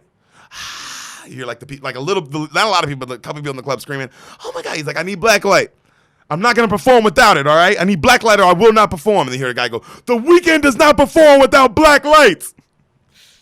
I'm not performing or touching the stage till I see black lights. Black light hits the stage, right? Mm-hmm. Got the walls looking like they 6 months pregnant. Remember that song? Oh, the morning. Drinking Alizé. Like, and the people in the like, bro, this is a very not packed. Like, it's packed, but it's like, Right. wow, this is what he would have been performing at this time. Like, Yeah. he's hot, but he's like not the man yet. Right. You know, he's like not even man. He's not even close. Like, he's still performing in like clubs and shit. Mm-hmm. So he's killing it. You see Damani. He sees Damani Howard. He runs up. He's like, Damani, fucking, where are you? He's like, yo, Howard, meet my boy. This is my boy Trinidad James. He's the hottest nigga in the fucking streets right now. It's actual Trinidad James. Hilarious. Like, yo, what up? What up? He's like, who? He's like, you know the gold all on my chain, nigga. You know him, dog. You know. And how, Trinidad's like, yo, what up? He's like, yo, where the fuck is the opal? He's like, oh, I don't have it. Howard's eyes get huge. What do you mean you don't have it? Oh, KG's got it. Why the fuck did you tell me you had it? What the fuck is wrong with you? Huh? Why are you even here? He's like, the Weeknd's performing. I wanted to fucking check him out. And he like laughs. Yeah. And Howard fucking pushes the shit out of him. And then Damani like laughs. And then fucking pushes the fuck out of him. And he goes, what the fuck is your problem, Howard, huh? The fuck you think this is, dog? You really want to do something? And then you see Howard realize, oh shit, I'm like 60.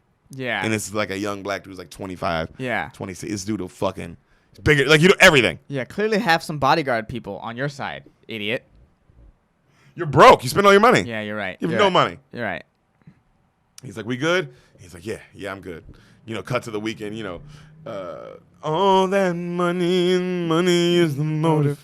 All that money is the motive. Me floating. Girl, put in work. Girl, get in work. Girl, put in work. Girl, put in work. Bro, that song go hard, bro. That song's one of my favorite Weeknd songs. Oh, that's classic Weeknd. Yeah. Cut to the Weeknd doing coke with his girl in the bathroom, the Julia girl. Okay. All right. Yeah. You seen her while he was like singing. She was vibing to his music too. Right.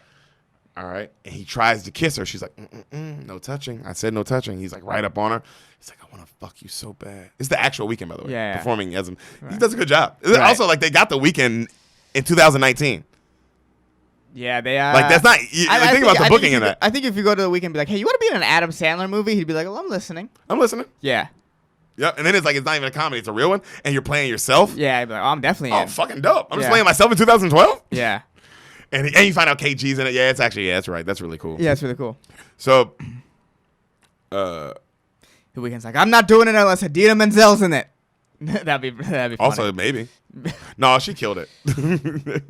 But I feel you. Wait, why would he say that? I guess he wants another singer. Or do they? No, fuck? I just think it would be funny if that was his stipulation. Like, I'm not doing this movie. Like, why would he care if Adina Menzel's in it? That's the joke. That was a bad joke. Well, Jesus. I don't know what else to tell you. I didn't get it, and it was bad. Yeah, Jesus. What? You feeling the pain Mean. from how bad it was Yeah. right now? Sit in it. Let him listen. Watch him sit in it, Beaners. I don't feel that bad, actually. Oh, he came around. Yeah. Guys, so the Weeknd is like, man, girl, I want to fuck you so bad. She's like, how bad? He's like, let me show you. And then he like grabs her hand and put it on his dick. He's like, feel this shit. She's like, oh my God, how are you this hard right now? And now he's like right up on her and shit. Yeah. Cut to Howard. You see Howard trying to come into like that section. Right. And he's like, hey, I'm friends with the Weeknd. Come on, let me in. We'll do it. And then another guy notices him like, oh, he's cool. They let him in. Right.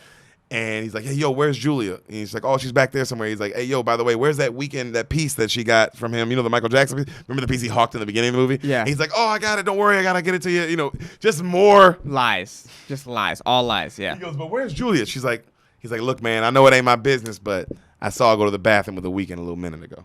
And he's like, he fucking storms over to the bathroom.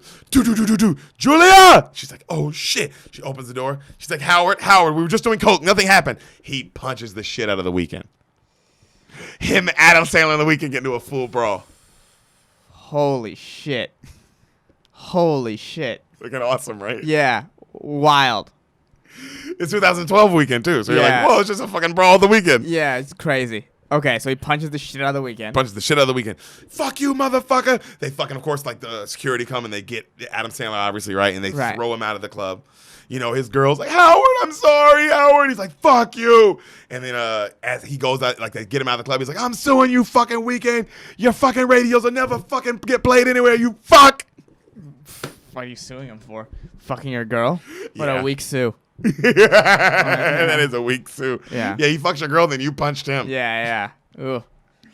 So he goes, right then she's like, Howard, I'm sorry. He's like, oh, you fucking smell like him. Get off me. She's like, we didn't do anything, Howard. I promise. I was selling the jewelry. He's like, no, you were selling your snatch, you fucking skank. You fucking skank. You know, and she's like, come on, Howard, you knew what it was when you met me. Come on. And he's like, fuck it, I wish I never met you. Howie, please. Oh, no, go fuck the weekend, right? And then he drives off. She has to do like the shameful walk past the club. Everybody's like laughing at her. Yeah. And she's like, man, fuck all y'all, you stupid bitches. And other girls are like, oh, go on, girl, it'll get better. She's like, that's why you bitches are outside the club anyway, you fucking sluts. Which also is a good diss. That is why you guys are outside the club. Yeah. So you see Howard walking the streets, his phone in hand, his ripped shirt. He gets to his office. He just grabs some pillows and a blanket. And he just sleeps there. Crazy. Just sad. Alone. Yeah, sad life. It's a sad Sad life. So the next morning, he lies to the auctioneer about the opal, Okay. right?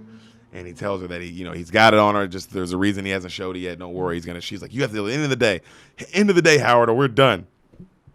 Get off the phone. He's trying to call KG. Can't get in contact with him.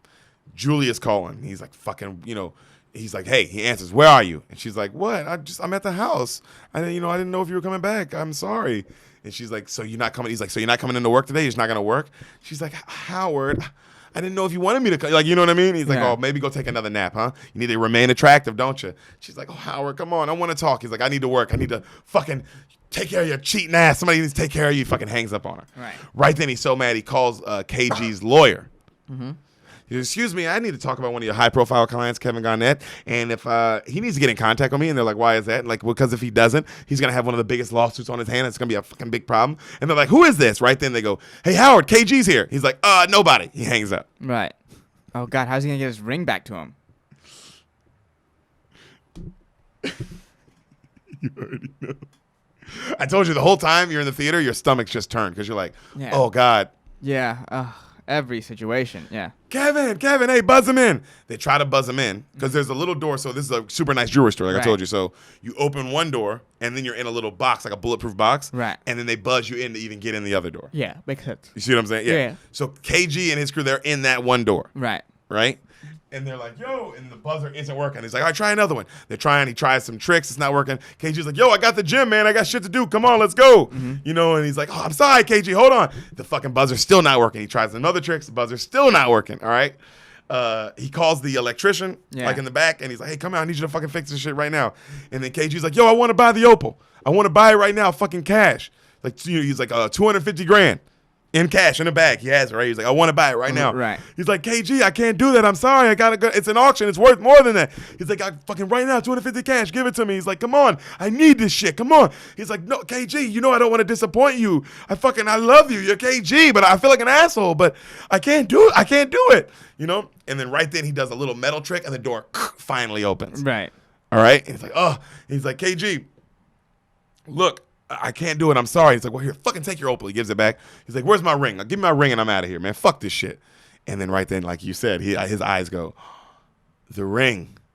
KG, I left the ring in Long Island. It's at my parents. It's at my place in Long Island. It's there. I'm sorry. And he's like, are you fucking kidding me? He's like, I'll get it to Damani and he'll get it to you. I promise. He's like, well, give me the stone back. He's like, KG, I need the stone. I need it. He's like, oh, give me my fucking ring. He's like, KG, I'm good for it. I'm sorry. He's like, you motherfucker, man. And he just leaves. Right. KG's like, fuck you, you know? Right. And then right then, Damani dude's like, bro, he just offered you $250,000. You didn't fucking take it. It was for a fucking rock. Are you crazy? You could have had $250,000 right now. You're a fucking idiot. And he's like, hey, it's not what it is. I'm sorry, I can't. He's like, man, fuck you. I want my watches. Give me all the watches, right? So Damani goes, like, storms into the back to get, like, the watch. Remember the watches you were talking about at the beginning? Yeah, the ones that with no papers? There's only 3 left. Oh, wow. He's like, where the fuck are my watches? And he's like, yo, I had to do some, him. Yeah. And he's like, you motherfucker. So now they're almost about to fucking get into a fight. Right. Right then, he gets a phone call. He's like, hold on. He takes a call. It's the doctor. Hey, Howard, it's your doctor. Your colonoscopy is good, man. You're clean. You're all good. Yeah. Oh, thank God. He completely, oh, thank God. Oh, fuck. You know how it is, doc. You know it is with Jews and colon cancer. My fucking father died from that shit. Right. And he's like, oh, thank you. That's the best news ever. He's like, we're supposed to be the chosen people. We're getting fucking colon cancer, huh? This guy, who is this? This guy is fucking crazy. This guy's fucking crazy. He's a real person. He really humanized him. Yeah. This is a real addict. Oh, for sure. Jesus Christ. I'm so squirmy right now. Oh, dude, I feel you, brother. When you see it, it's gonna be even worse. Yeah. So right then, Damani is so mad he pours some shit in his fish tank as he leaves, like some poison, like some food coloring or whatever. Right. He's like, "You motherfucker!" And he's like freaking out, trying to save his fish as Damani leaves. Right. So the next day he calls the auction lady saying like, I got the stone with the as he leaves. That day. So he's leaving. Like, I got the stone. I'm on the way to you. Right. Right. I'm bringing it to you now. Julia's walking in and she's got like a smoothie and she's like, "Honey, I'm so sorry. I was coming to see you. I love you." He's like, "Oh, you're so sorry. You're so sorry. You had to go get a fucking smoothie." And he slams it in her face. And she's like, "Fucking Howard, why would you do that?" He's like, "Fuck you. I want your shit out of my place by 10 p.m. You're fucking gone. I want it out of my place." Right? And he leaves. Right. She's like, "Fuck you, Howard." So he takes the stone and he starts walking to get to the auctioneer. Right. Cut to that night. He's at a huge family dinner for Passover. Okay. All right? Okay. They're doing all like the Jewish Passover rituals, stuff. all the rituals and stuff. Right. Julia sends him places like to rent, basically saying, "I'm gonna keep the place." Mm-hmm. Like places he can go move into. Right. All right, in text. And he's looking at it and he gets super mad. And then he looks up and it's all the family's there. And across the dinner table, His son. Arno. Arno's in his family. Whoa. Great plot twist. I know, it was great. Whoa. They hide it very well. Whoa. When you see it in the movie, you're like, "Oh, Wild. fuck yeah." What a wild situation. Makes it more real now, doesn't it? Yeah, Now yeah. how personal is it? Mad personal. My God. All right. So he's there. I know you were gonna like that. I thought that was some good writing. Yeah, I figured you'd like that Jesus. because didn't see that. I Didn't see it coming. Yeah, you don't see it coming. I don't It's see it actually like, wow, that's a good twist. Yeah. So, and they all, they're all doing. And he's doing. It's like they're doing it all as a family. So it's Right. like, wow. And I like that. Even the Arno dude respects. Like, well, we have to be civil here. Yeah. They just Passover Seder. And the whole family's here. This is bigger than us. Crazy. How's he? Did we find out how he's related? I want to say brother-in-law. Okay. Oh wow. So Idina Menzel's brother is Arno. Yeah. Crazy. Yeah. Crazy. Well, let me double check that, but I'm pretty sure. That's wild. So he's in debt to what? No, he's married to Dina's sister. Okay. Okay. So I guess brother. His wife's sister. In some sense. Yeah. So he's in the family. He's in the. Okay. He's just in the family. That's why. That's how. Okay. Oh damn. My computer's been freezing up lately. How has it? Yeah. Have you tried turning it off and then turning it on again? It's good now. And all I got to do is close it and open it, and it does. But it's done that. It's been doing that lately. Like, if you literally just restart it, it'll probably stop. yeah, I'll do that after this. Yeah. And that's a little behind the beans tech for you. IT work with Hassan Ahmad. So, they're doing more like the ritual stuff, and they're just kind of staring at each other. Mm-hmm. And then, but Howard's still being funny. He's making the family laugh. He's still being Adam Sandler. You know what I mean? The whole he's being just a good family. Everybody's doing all the things. Mm-hmm. So right then, he goes away from the table and he calls Julia and he's screaming about, "You fucking send me that message, huh? I'm with my family. That's why you have no family. I want you out of my apartment. You hear me? You get fucking out of my apartment via text message that says I'm gone. 10 p.m. Don't you fucking call me anymore." And he hangs up. He hangs up. He opens the door. Arno's there because he's coming out the bathroom. Yeah. And he's like, "Arno, what the fuck, man? Are we gonna talk?" And Arno's like ignores him and tries to go in the bathroom, and then he stops the door and he goes, "You're not so tough without your friends, are you?" And then Arno gets nervous. He's like, "Yeah, that's what I thought." And then and then he slams the bathroom door. Wild. Really tells you a lot about Arno in that situation. Mm-hmm. Also, it's like, I don't know if I'm Adam, I'm doing that. Yeah, that's also a bad move. I clearly don't have the power in this situation. But this guy just makes the wrong decision every time. But he wanted to let him know, like, I could beat your ass. Yeah, but that's not the right move. That's not the right move right now because he's not the problem, is he? No. It's the gang he has. The goons, baby. So cut to the whole family's watching basketball, and he's talking to his father-in-law. Okay. You'd recognize the father-in-law, the actor, too. You'd recognize him. He's been in a lot of stuff. Okay. And the father-in-law is complaining about how he doesn't like Arno. Mm-hmm. How he's married in the family, and he just feels like there's an intruder in his house because he's not a real Jew. And how dare he come here? And the first thing he said was "Happy Holidays," this fucking cocksucker. You know what I mean? Because they take that shit real personal. You know? Yeah. What? Jews take stuff personally? Oh, Jews take stuff personal, huh? Hey, everybody can go fuck themselves. Anybody come, man. Wish somebody would be like, "Oh, look at them. They were talking bad about Jews." I would be like, "Oh, bro, So Mexicans just and gooks aren't. None of Yeah. those people matter. How about all those episodes? Yeah. You know what I'm saying? All the Yeah, fucking so the there's Boys a- in the Hood episode. there's a- How about all that shit? It's like, oh yeah, we've shit on Jews probably the least out of every race. So we're giving it to you sometimes. Yeah. Fucking Yeah. take it. Yeah. That's why I'm like, so like, ugh, get out of here with your fucking, you don't deserve to be shit on with racistly as well. Yeah. Of course you do. We all do. It's fun. It's the most fun, actually. It's why we all do it. Why would we all be racist if it's not a little fun? Yeah. That was retarded. Good logic, though, I think. So, you're not going to stand by that logic? No, yeah. I feel you. I'm not arguing against you. You're with that logic? Yeah. Oh, well, yeah. It's all we're all racist, and it's all funny to be. It's always funny to be racist. That's why racism is prevalent in stand-up jokes. It's funny. Yep. Goddamn right it is, buddy. All right. So he's mad at Arno. Yeah. He's mad at Arno there. And he's talking shit, and he's like, oh, and Adam Sandler has Arno's back. He's like, oh, he's fine, Pop. He's a decent guy. Just give him a break. You know what I mean? He's Right. relaxed. And they're watching KG. Okay. It's game 6 of the finals. Okay. And KG's having a terrible game, and they're getting blown out by the Sixers. Okay. All right? So it's like, oh, this is going to force a game 7. Okay. Okay? And he's like 11 points, crazy amount of missed shots. And it was like his real game. Like, they're showing the Right. actual stats. He had a terrible game 6. Yeah. KG. And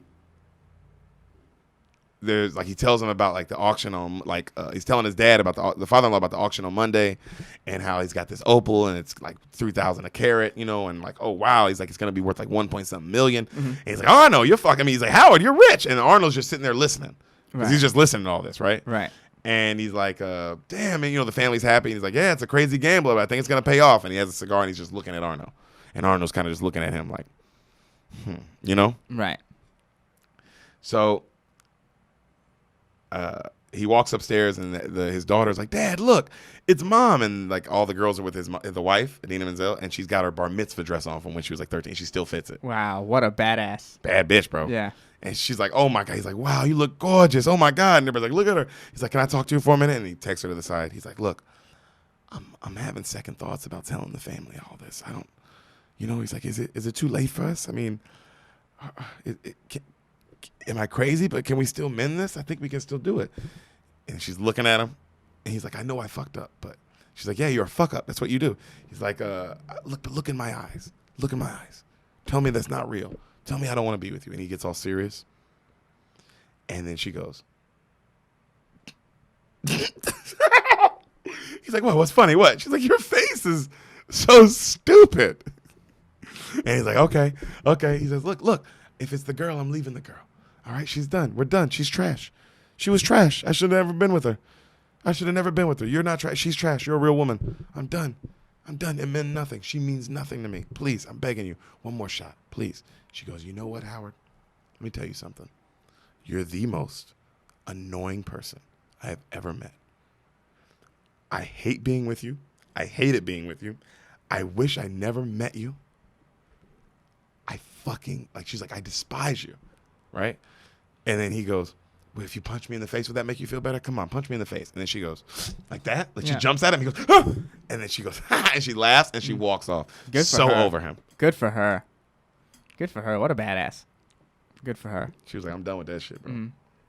So he drives his family home. Right. Like they're all in the car together. And then he realizes he has to go to the apartment real quick. He's like, fuck. So he's like, he stops at the front, and then his kid's like, I gotta go to the bathroom. And his mom's like, take your son upstairs to the bathroom. Take him. It's your place. Take him, right? And he's like, fuck. Because he doesn't want to bring him up there because he doesn't know what's up there. He doesn't know what's up there, yeah. So he's like, all right, look, you're going to have to use one of my neighbor's bathrooms, okay? And they get upstairs, and he goes, you know the show Good Times? And he's like, no. And he's like, all right, yeah, he was on that show. He's like, okay. The kid's like, okay. Yeah, he was the father in Coming to America. That's my neighbor. And he knocks on the door, and it's fucking John Amos. John Amos. Wild. What a cameo, right? What is this casting? That's crazy casting. Whoever casted this killed it. Oh, they did. Yeah. And then he goes, hey, how you doing? And he goes, hey, how's it going, man? Can my son use the bathroom really quick? It'll take 1 minute, I promise. And then John Amos goes, no. And he slams the door. And the kid goes, what a fucking dickhead. He goes, hey, the guy's a legend. They go knock on another neighbor's door. And then that neighbor says yes. So he goes to the bathroom. So he goes into his place. Music's playing. He opens the door. He's like, Julia. And he finds a note. And it says, have a nice life. I Hope you find everything you're looking for. And he walks in the bedroom and it's cleaned out. And he's all sad. He's like, fuck. Like, I am alone. Just that those alone shots are great, you know? Yeah. So he gets his son. Mm-hmm. And, like, his son, like, they're going down in the elevator. And his son goes, so who's the girl living in your apartment, Dad? And he's like, huh? How do you know that? And he's like, the guy told me. The guy, when I went to the bathroom, he said, yeah, there's some hot girl living in your apartment. Who is she? Isn't that life, bro? Yeah, that's what you get. Because you didn't see it come, but that's like, bro, right when you hit, you're like, oh, that's exactly what would happen. Yeah, that's what you get. 100% get. You're trying to hide it, and now your oldest son knows, and Yeah. he's going to have a whole different view of his dad. He's going to feel something about you. Oh, for sure. Mm-hmm. And he's like, hey, don't worry about it, all right? Don't tell anybody about this, son, okay? It's between me and you. Don't worry about it, all right? And his son's like, and they get in the car, and they drive off, and they just show the son, and his face is just like looking at his mom and looking at his dad. Like, you know, like, what? What the fuck is happening in my life? Yep. Yeah. So the next morning, our boy gets to the auction place, and he's so happy, and he opens up the catalog to see what everything's worth, and he has the prime thing. They're like, his thing is the prime thing, Right. And then they have it worth only $155,000.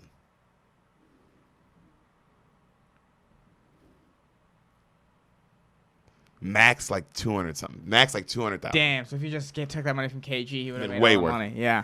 And he's like, oh, shit, where's Ann? What the fuck? And he starts yelling at the lady. She's like, hey, don't yell at me, sir. All right, I'll call her, but she's in a meeting. But he's like, I need to talk to her right now. Are you fucking kidding me? And then he gets her on the phone. He's like, this is outrageous, Ann. This is a fucking joke. She's like, hey, we had our top joke. Y'all just do it. That's what he said it was worth, 100-something thousand. You know, and he's like, are you fucking kidding me? I can go get it appraised by someone else. This needs to be changed right now. She's like, well, we're not changing. He's like, well, pull it. She's like, do you want us to pull it? He's like, no, don't pull it. Because he's like, fuck. I need the money. You know? And so, right then he hangs up, right, and he leaves. The father-in-law shows up with another cousin of his, like his son, and he goes, "Hey, I brought Austin here, or Isaac, I forget what his name is," and he goes, "So he can meet KG. You said KG was gonna be here. You know, he can't. You know, it's his favorite player. He wants to meet him." He's like, "Oh, that's great. Go in there. He'll be in there later." And he goes, "I need to talk to you." He goes, "What?" Why would you lie about that? Oh, KG is gonna be there. KG. Oh yeah, to get his ring back. No, to buy this, he knows his. He told. I'm sorry, I forgot. My bad. I completely forgot. Remember when KG Lee stormed out? Yeah. He says it's an auction. You can buy it. I forgot he mentions that. He goes because I forgot. I didn't write that. But he goes, All right. It's an auction, KG. If you want it, you can buy it at the auction. Okay. And KG like turns back and kind of like, and then just like leaves. But he like Okay. no, because he doesn't want it. Yeah. You know, so that's why he's there. Also, yeah, to get his ring as well. Right. All right. Oh yeah. Oh fuck. So, but I forgot to mention that. I'm glad you brought that up. Uh-huh. So, you know, he tells his Gooey is the father-in-law's name. He goes, Gooey, you know, they fucked me, man. They fucked me. I need you to jack up the bid. I need you to do me a favor. And he's like, no, hell no. He's like, no, I'm not doing that. He's like, we got to get it to 250, man. We got to, you know, I got to get the money back. And he goes, he goes, what if I win? He goes, then I'll give you the money back. I promise. He goes, Jesus.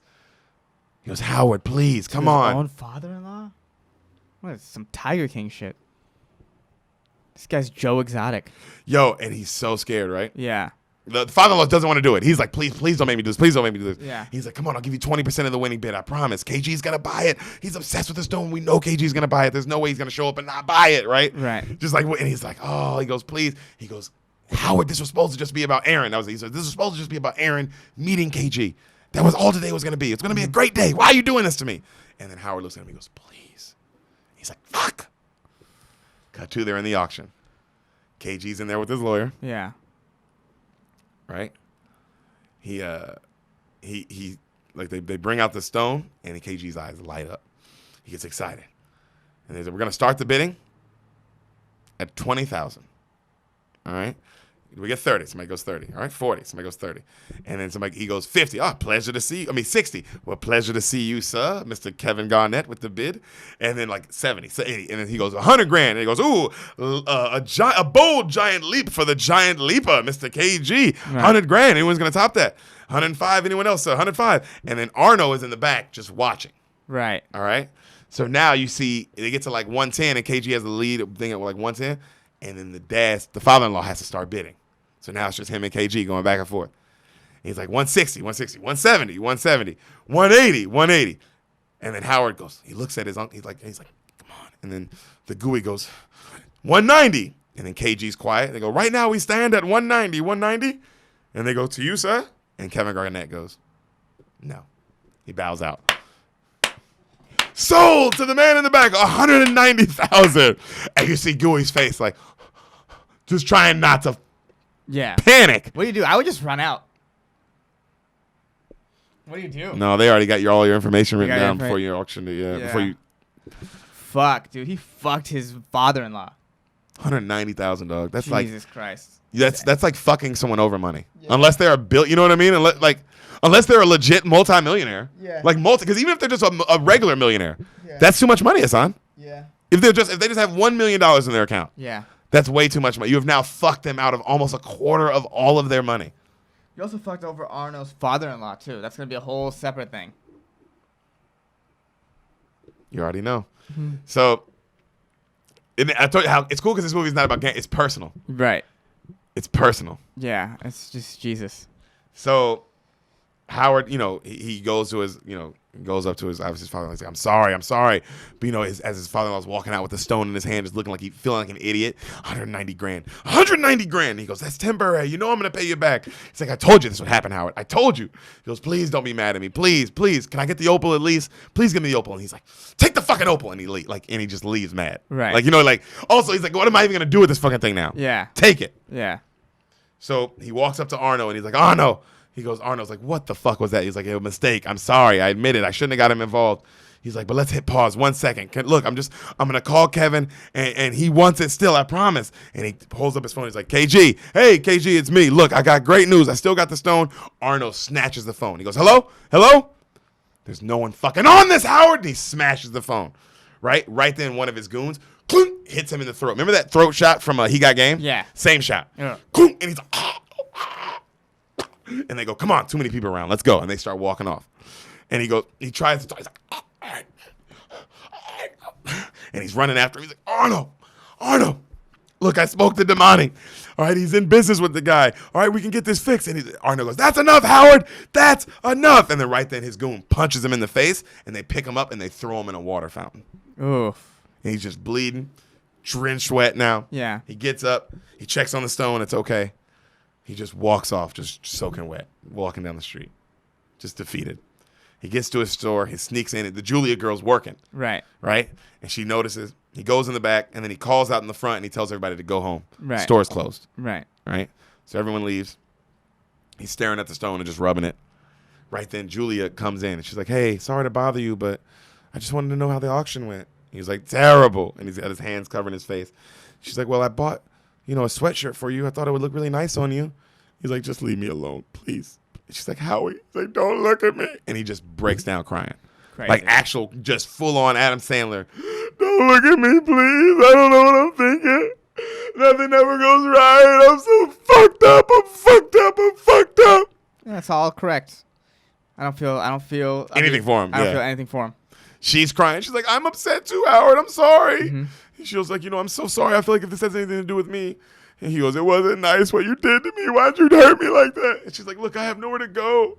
She's like, yes, you do have somewhere to go, Howard. You have me. Really, you have me. He goes, no, I don't want any more of your shit. I'm done. I have to figure it out. She's like, look, I got something to make you feel better, Howie. It's stupid, but I got it for you. Unzip my skirt. He's like, what? Unzip it. He unzips it. And on her ass, she got Howard tattooed. Fucking Jesus. She's like, I'm in love with you, Howie. You know I love you. And he goes, I'm not worth this. I'm not worth this. She's like, I want to be with you forever. He's like, you can't even get buried with me now. Very subtle, funny Jew reference. That's a good Jewish joke, yeah. Very subtle, good Jewish reference. Yeah. So, right then, the bell rings outside. Remember the little Jews that were trying to get money from him at that one point? Oh, my God. It's them. Okay. Howard. He's like, no, don't let him in. Don't let him in. Tell him to go fuck off. Right? She starts fixing him up and rubbing on him. Mm-hmm. Right then, his lawyer he gets a call from the lawyer, the KG's lawyer, remember? Right. And she's like, hey, it's Kevin Garnett's lawyer. We're at the bank. He still wants it. The music gets all happy. Are you serious? Yeah, KG still wants it. For the 175 grand. That's what he bid, right? That's what he wants? She's like, yes, that's what he's willing to pay. Oh, my God. Tell him yes. I'll meet him there. And she's like, oh, my God, baby. And they kiss, right? Right. And then he calls Arno. He goes, hey, Arno, I know you said I had till Monday to get your money. It's Monday. I got the money. KG's on the way. Meet me at the shop. KG's on the way here, too. I got your money, Arno. I promise. Right. We're all good. So he goes to the pawn shop where the ring was. Right. And the guy's like, Mr. Friday, it's fucking Monday now. Huh? You lucky I fucking kept this ring. I should have fucked you over, Howard. He's like, look, I'll give you this. He holds up the Knicks ring, and the guy goes, your Knicks ring? He goes, a ring for a ring. Come on. You know what this means to me. You know what this is worth. Knicks championship ring. Authentic. Come on. And he goes, deal. Right? He goes, but, you got till this much. He goes, you got till this day or I'm selling it. Right. Period. And he's like, all right, fine. He goes, I'm coming back. That thing's my life. Right. Also, that lets you know, like, oh, wow, that Knicks ring must have meant a lot. Because they show it a bunch throughout the movie, so to let you know, like, oh, this means something. Right, for him to not give it up to get KG's ring back, who he's actively fucking over. Actively fucking over. All right, so he leaves. He runs off smiling. He's got a huge smile. Right when he gets to the front of his store, KG's pulling up. He goes, KG, what are you doing here? You got a game tonight. KG's like, this motherfucker. And he hands him his ring immediately. He's like, look, here's your ring. I got it. He's like, you got the money? KG's like, yeah, I got it, man. Let's go upstairs. I got to talk to you. KG has a nice suit on. Right. They get upstairs. They go into his office. He goes, Howard, what the fuck is going on, man? He goes, what are you talking about, KG? He goes, you gave me the runaround, man. Nobody fucked me around like you did. Nobody's ever done that to me, bro. What the fuck is wrong with you? He goes, look, what do you mean, KG? I love you. He goes, man, you haven't been straight with me since the day I came in. He goes, and I brought your fucking stone back. I did bring your stone back, and I didn't have to. You didn't even have my fucking ring on you. And he's like, look, KG, I'm sorry. He goes, man, you think I don't know what's going on? Huh? You got all these gangsters in your store. You get some old guy in the auction to bid against me. You didn't think I knew that was you? The fuck was that about, man?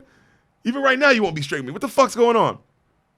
He goes, look, KG, look at this face. Look what I've been through. It's all beat up. He goes, like, right. I can't even tell you how much, like all the shit I've gone through. And he goes, look, man, just give me the opal. I don't even give a shit. Here's the cash. Give me the opal. Let me get the fuck out of here.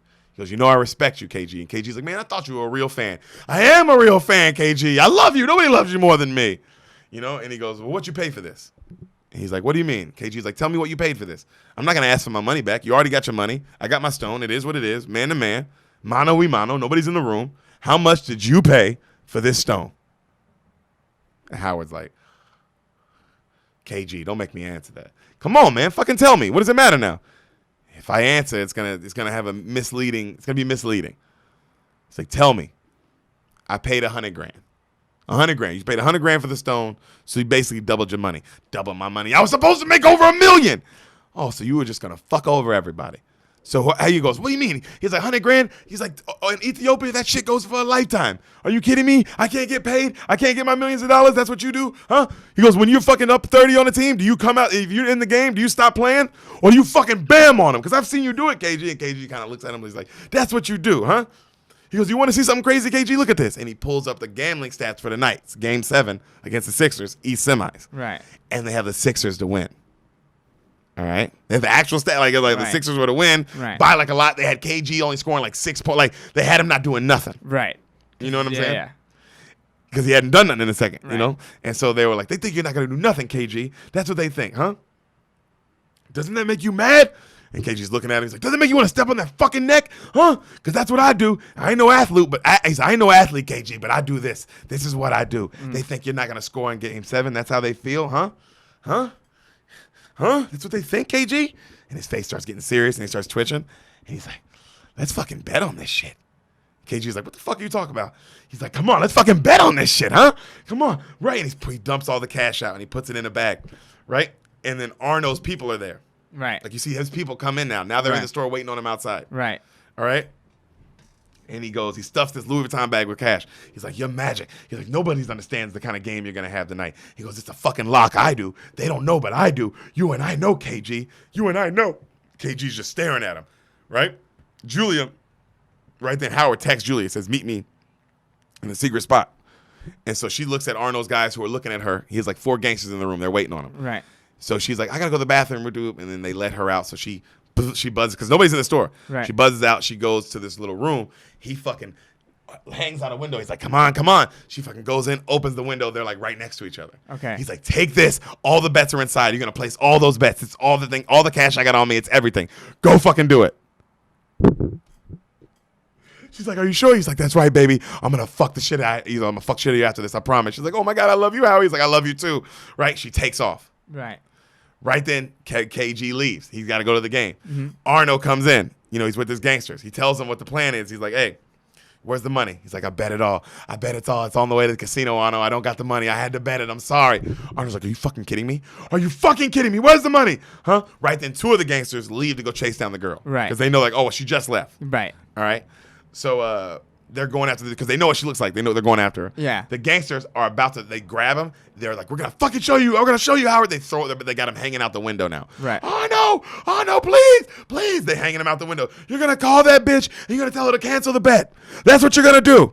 That's our fucking money, you know. Which he would have been able to pay him back. Right. He had all of his $100,000. Idiot. He also could have just bet 75 grand. Yeah. You already see the. Yeah. Could have just bet 75 grand. He's that addicted. God. So they let him in, and then you're gonna make the call. You're gonna tell her to come back. All right. They look on the computer. They see he's booked a ticket for her to the Mohegan Sun Casino because he already told. He said, "Hey, I booked a chopper for you. You're gonna go here. He's gonna take you straight to the Mohegan Sun. You're gonna make a bet immediately." Right. All right. So he goes, call her on speaker. They hit the speaker button. He presses all the buttons to call her, and he's about to hit the last button, and then he hangs up and he goes, I can't do it. I'm sorry. I am Arno. I really am. And the gangsters look at each other and they go, this fucking moron. Let's go get her. Buzz her out. Buzz us out. And they go, no, what? They go, this is what you caused on her. We're going to fucking take it out on her now. You don't want to call her? This is it. So now they're all going like, hey, we're going to go fucking kill her. Yeah, we're going to because she can't give us the money, but you can, like, we Yeah. can't kill you. You're the money, but we'll go fucking kill her Yeah. to prove our fucking point because that's what you took, you know? And he's like, no. And so they're like, let us out. And so they open the door to get buzzed out. And remember how I said it was broke? Right. And he had a metal thing to jam it? Yeah. The metal thing, as they leave, kind of falls off again. The Right. thing he fixed it. And now they're stuck in between the doors. Okay. All right, so it's Arno and the two gangsters. All right, from the beginning of the movie. Those same Right. two guys, right? Right. And they're like, let us out. Come on. And he's like, I can't do it, guys. I'm sorry. You know what it is. And they're like, come on. Oh, you son of a bitch. Let us out right now. You fucking let us out. Oh, no, I'm making this for you. This is for us. The refs don't want the Sixers to win.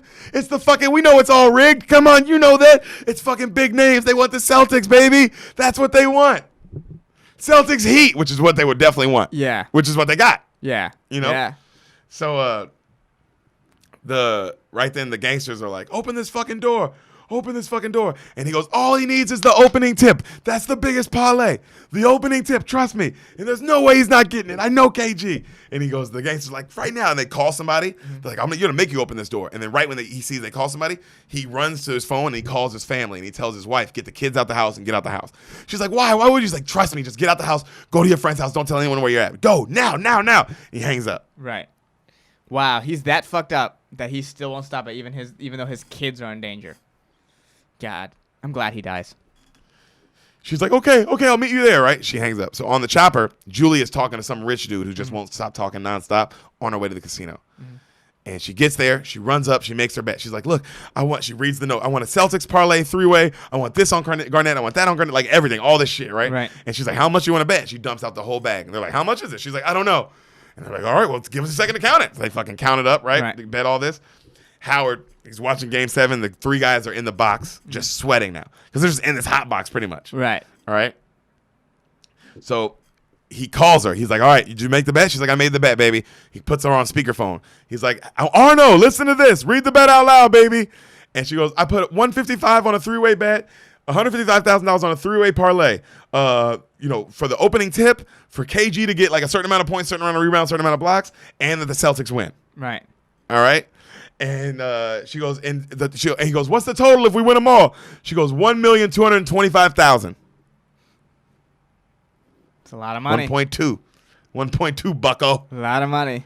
So he goes, that's it. Say no more, baby. I'm taking you to the Ritz-Carlton after this. Rub that ass tattoo, baby. We're going to win this. She's like, I love you, Howie. He hangs up. He goes, here we go. The game's about to start. Here we go. You see KG like on the actual KG and shit in that game. Yeah. And he's like hyping up the Celtics fans. He's like, pump that chest, KG. Let's go. Get this tip. Arno's watching so mad. He's like, he's got to get the tip, Ajo. He's got to get the tip. He's going to get it. And the game starts and the Celtics win the tip. Yes! That's it. Let's go. We would have been so fucked if he didn't win the tip. Yeah. Joe, bro, just that. We would have been fucked if he didn't win the tip. I can't believe you bet on the tip. That's one parlay. That was one of them. Yeah. I knew he would win. All right, and then boom, he immediately gets a rebound. Oh, he's feeling it out the gate, right? So he gets a pass. He drains a shot. KG's hot. Right. You know, right then, Julia's watching, right, as that weird guy comes up and bothers her again. The rich guy on the helicopter. Right. He sees her and he's like, hey, I bump into you again. And he tries to hit on her and he gives her his room number. Oh, okay. And like a room key. And like, come see me if you get a chance. But she's like, okay. She's ignoring him, right? Right. As she's doing this, she's watching the game and she's cheering for KG. She looks over and the two gangsters followed her into Mohegan Sun. And they're looking for her. She ducks down. She hides. She runs out. Yeah. All right. And then he's watching the game. KG's still getting hot. Howard's like, oh my God. It's like, I can't believe I'm cheering for the fucking Celtics. I know. I feel like a whole life I've been a Knicks fan. My 12-year-old me would kick my ass right now. Fucking KG, And he goes, the gangsters, all right, they're like talking shit. And they call him and they say, hey, the girl is definitely here. They call Arno. They say the girl's definitely here because everyone keeps talking about this monster bet someone made for the Celtics. Right. It's like some big $1 million bet, and that's going down right now, so that she's here. So in the locker room, cut to halftime, you hear Doc Rivers' voice. He goes, you got to know what we're going to do. We got to do it the right way, guys. We got to be the right way. We want to do it. We got to do it together. We got to lock in. Look at KG. And you see KG rubbing the stone. Okay. All right. And he's like, look at that locked in. Look at him. Cut to KG. He's missing some shots. Right. And he's like, Doc, that's your fault. This is Howard. That's your fault, Doc. You ruined his rhythm. God damn it, Arno. They're fucking with him. Right? The gangsters are just watching so pissed. Right. Just not that they're sweating so pissed. Arno notices the Celtics are winning, though. They're up by like 5 in the third quarter. And he's like, okay. Just you see him kind of doing the math in his head like this. Like, it's kind of close. Mm-hmm. KG drains another shot, and then another shot, and then at the end of the third, KG drains a beautiful buzzer beater right at the end of the third. Okay. Oh! He goes, all we need is one more point, or one more basket from KG, the second parlay. Like he hits his certain amount of stats. Right. The rebounds, blocks, and the points. Right. That's also crazy. Crazy. God, what a KG, dude. What a crazy bet. To win that bet twice, or like to almost win this bet twice is insane. Pretty insane. Mm-hmm. So the Julia girl comes in to, remember the crazy guy? Yeah. His suite. Yeah, to hide. She has to hide, yeah. Mm-hmm. And she's like, I got to watch the game. He's like, oh, go right ahead, sweetie. The TV's in there. KG starts hot in the fourth. He's killing it. Howard is kissing the TV at this point. 2 parlays, one more. The Celtics win. Oh, no. If the Celtics win, that's it. Boston's up 5 in the fourth. Right. All right? They get up 7 with like a minute 20 left. Right. Let's go. Celtics get a rebound. KG gets fouled. I mean, with a minute left, like 55 minutes. So now you're like, oh, my God, he sinks these free throws. That's it. Yeah. That's it. He's like, feel it, KG. Feel it. Feel the gym. Feel the gym, KG. He misses the first one. Oof. Oh, KG, come on. Oof. The gangsters are now standing up. Now everybody's watching like, yeah. Holy shit. He's about to hit this bet. He's about to hit this fucking bet. Yeah. KG fucking nails it. Oh, shit. He might do it. Sixers come down. Miss a 3. Oh, my God. Time's running out. Oh, my God. Julia's like, holy shit. She calls him. Baby, did we win? Oh, my God, baby. I love you so much. We fucking won. I love you. Oh, my God. Arno stands up. He fucking did it. He's looking at Arno. Arno! He did it. Arno's smiling. He puts his coat on like, this motherfucker just won $1.2 million. Yeah. This motherfucker. Oh, my God. He's like, I told you, Arno. I told you. He opens the door. He's like, I told you. And the gangsters are like, all right. You made your point. He's like, I told you guys. So the other door, second door opens. The gangster walks up. You son of a bitch. Boom! Blows his motherfucking head off. Makes sense. Because now they know they have the money and he can't bet it again. Arno. What the fuck are you doing? What the fuck did you just do? What did you just do? Are you fucking crazy? It's my fucking family. Are you fucking crazy? Look, I'm not taking that shit from him. Lock me in a fucking room. Are you kidding me? You know the fuck I am? Arno's like, are you fucking idiot? Hey, shut up right now. You're going to fucking wind up right next to him. Shut the fuck up. Right then, Arno punches him. And then they start beating the shit out of Arno. Right. Okay. And then they pin him down. They go, you fucking shut the fuck up, Arno. Shut the fuck up. Arno gets away from him, tries to run out. The gangster, bam, shoots him in the head too. Jesus. Crazy. Fuck it. They smash the whole store, rob all the jewelry. Arno Howard lay dead. KG's on the TV giving an interview. Yeah, we just couldn't, the actual interview. We just felt it tonight, man. We knew this was our team. We knew this was our year. As these two bodies lay in there, just great shot. Yeah. You see Damani at a club party, and that's my nigga KG. That's my nigga. You see his kids watching. Oh, my dad's cool with him. He had his ring. Oh. His wife is on the police like, I don't know. He called us and told us. I mean, he was in the trunk the other day at the play. He called us and said we had to come here and hide ourselves. Right? Yeah. You you see cut to back to KG on the interview going, it was The Rock. I felt like I had the Rock with me. You know what I'm saying? I just had The Rock with me. And he's like smiling. Yeah. And then you see the rich guy walking through the casino, and he gets the money for the girl as the gangsters are looking for her. Yeah. And then he walks right out, hands her the money in a limo. Yeah. He's like, oh, honey, come on, let me have a drink. But she's like, no, I'm sorry, I can't, right? She closes the door. She takes off. Right. All right? Cut back to them. Slow motion. You see them still robbing the place. His head's just bleeding out onto the ground. Arno's head bleeding out on the ground. They zoom in on Howard, right into his bullet hole, right in his cheek, right in his face. Uncut Gems. Wild. What a wild, wild ride. What'd you think, bud? That was insane. That was insane. That was insane. He won. And he still lost. Crazy. Everybody was like, the pace in that. But people must have been sweating by the end of that movie. Oh, I tell you, I mean, you seen it in the theaters, man. It was just a pure adrenaline rush, dude. I mean, even rewatching it today, like, oh my god, this movie doesn't stop. Right. Like, it's never slow. There's no boring point. There's no dull moment. It just keeps on fucking punching you right, like I said, slapping you right in the face. Yeah, it's just Jesus. There's no time. There's no time to breathe. What'd you think of it though? The ending and like the whole plot and all that. I liked it. I liked how it ended. Did you like the movie? I mean, the movie, yeah. Yeah. This was well done. The situations, writing wise, the situations he kept getting in and how he got out of it, and like, it was just good. It was whoever wrote this. Shout out to you for really coming up with this. Hell yeah, this fucking this is what we harp on it more than anything else. A dope screenplay, man. Yeah. A dope screen. I mean, also I love the placing it in 2012 and making it about 2012. Yeah, it's very 2012. You know what I mean? Yeah. And like writing your movie around the Celtics, like you had to write it around KG's games. Yeah. Yeah. Like that's like you had to pick a series that worked. You had to find a year that worked. The series, like you know what I mean? Like for this whole thing, the two guys who wrote it are apparently like diehard Knicks people.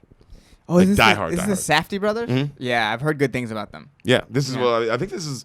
I mean, this was their baby. So pretty cool. Yeah, Pretty cool. I'm excited. Adam Sandler didn't produce this. Also, he was a pure talent in this. Yeah, he was just like, I saw the script and was like, I need to do this. Mm-hmm. Well, they said he was like he was what they wanted. Yeah. He was because they wanted a Jewish guy. They wanted like, and he fit the vibe of like. When you see it, I mean, I'm telling you, bro, right. he's perfect in it. Well, let's see if he. I mean, it's crazy. It's crazy that he wasn't even nominated. Just from me telling you, you think think so? Yeah, just because this guy, like he's because I at least I believed you more than I believed radio. You know? No, and this is grounded in reality, 100%. Okay. Like, yeah. no, I'm agreeing with you. Like you said, more than you believe radio, you believe that this guy is in this problem. Yes, 100%. absolutely. And just the character, I just feel like the choices he was making, even through your description, was like, oh, those are interesting choices for an actor to make. Yeah. Yeah. Just like how he chose to portray this guy. It's very, acting's hard. Dude, and especially when they pigeonhole you. Yeah. Like they have a guy like Adam Sandler. Yeah. Mm-hmm. So for him to fucking do this is fucking awesome. I'm glad you liked it. I'm glad you, even though I knew you knew the ending. Yeah. Our boy, Mr. J. Shop. Yeah. I'm actually happy I knew the ending. That way, I don't think I'd be shitting my pants as much as I would be. Oh yeah, because in the movie theater, it was one of those Departed like scenes. Which you've seen, you know that. Oh yeah, The Departed. That was. Oh well, I guess I'm sad I missed out on that experience because I remember watching The Departed like, what the fuck? The whole theater, because Yeah. you just don't see it coming. You're just like, because Arno's cool with it. Mm-hmm. I thought that was honestly the best twist of that's my favorite part of the movie is when you see that he's in The gangsters are fed up. No, that Arno's in his family. Oh yeah. When That's my favorite part of the movie. That's a great twist. Yeah. No. I mean, crazy. Great movie. Watch Uncut Gems if you haven't, man. Support the Sandman. You own this movie now, son. Woo! And we'll be back. We'll be back soon, We'll guys. be back next week. Or in a couple days. I don't know when this comes out. We'll map it out. All right, guys. See you soon. Later, cuties.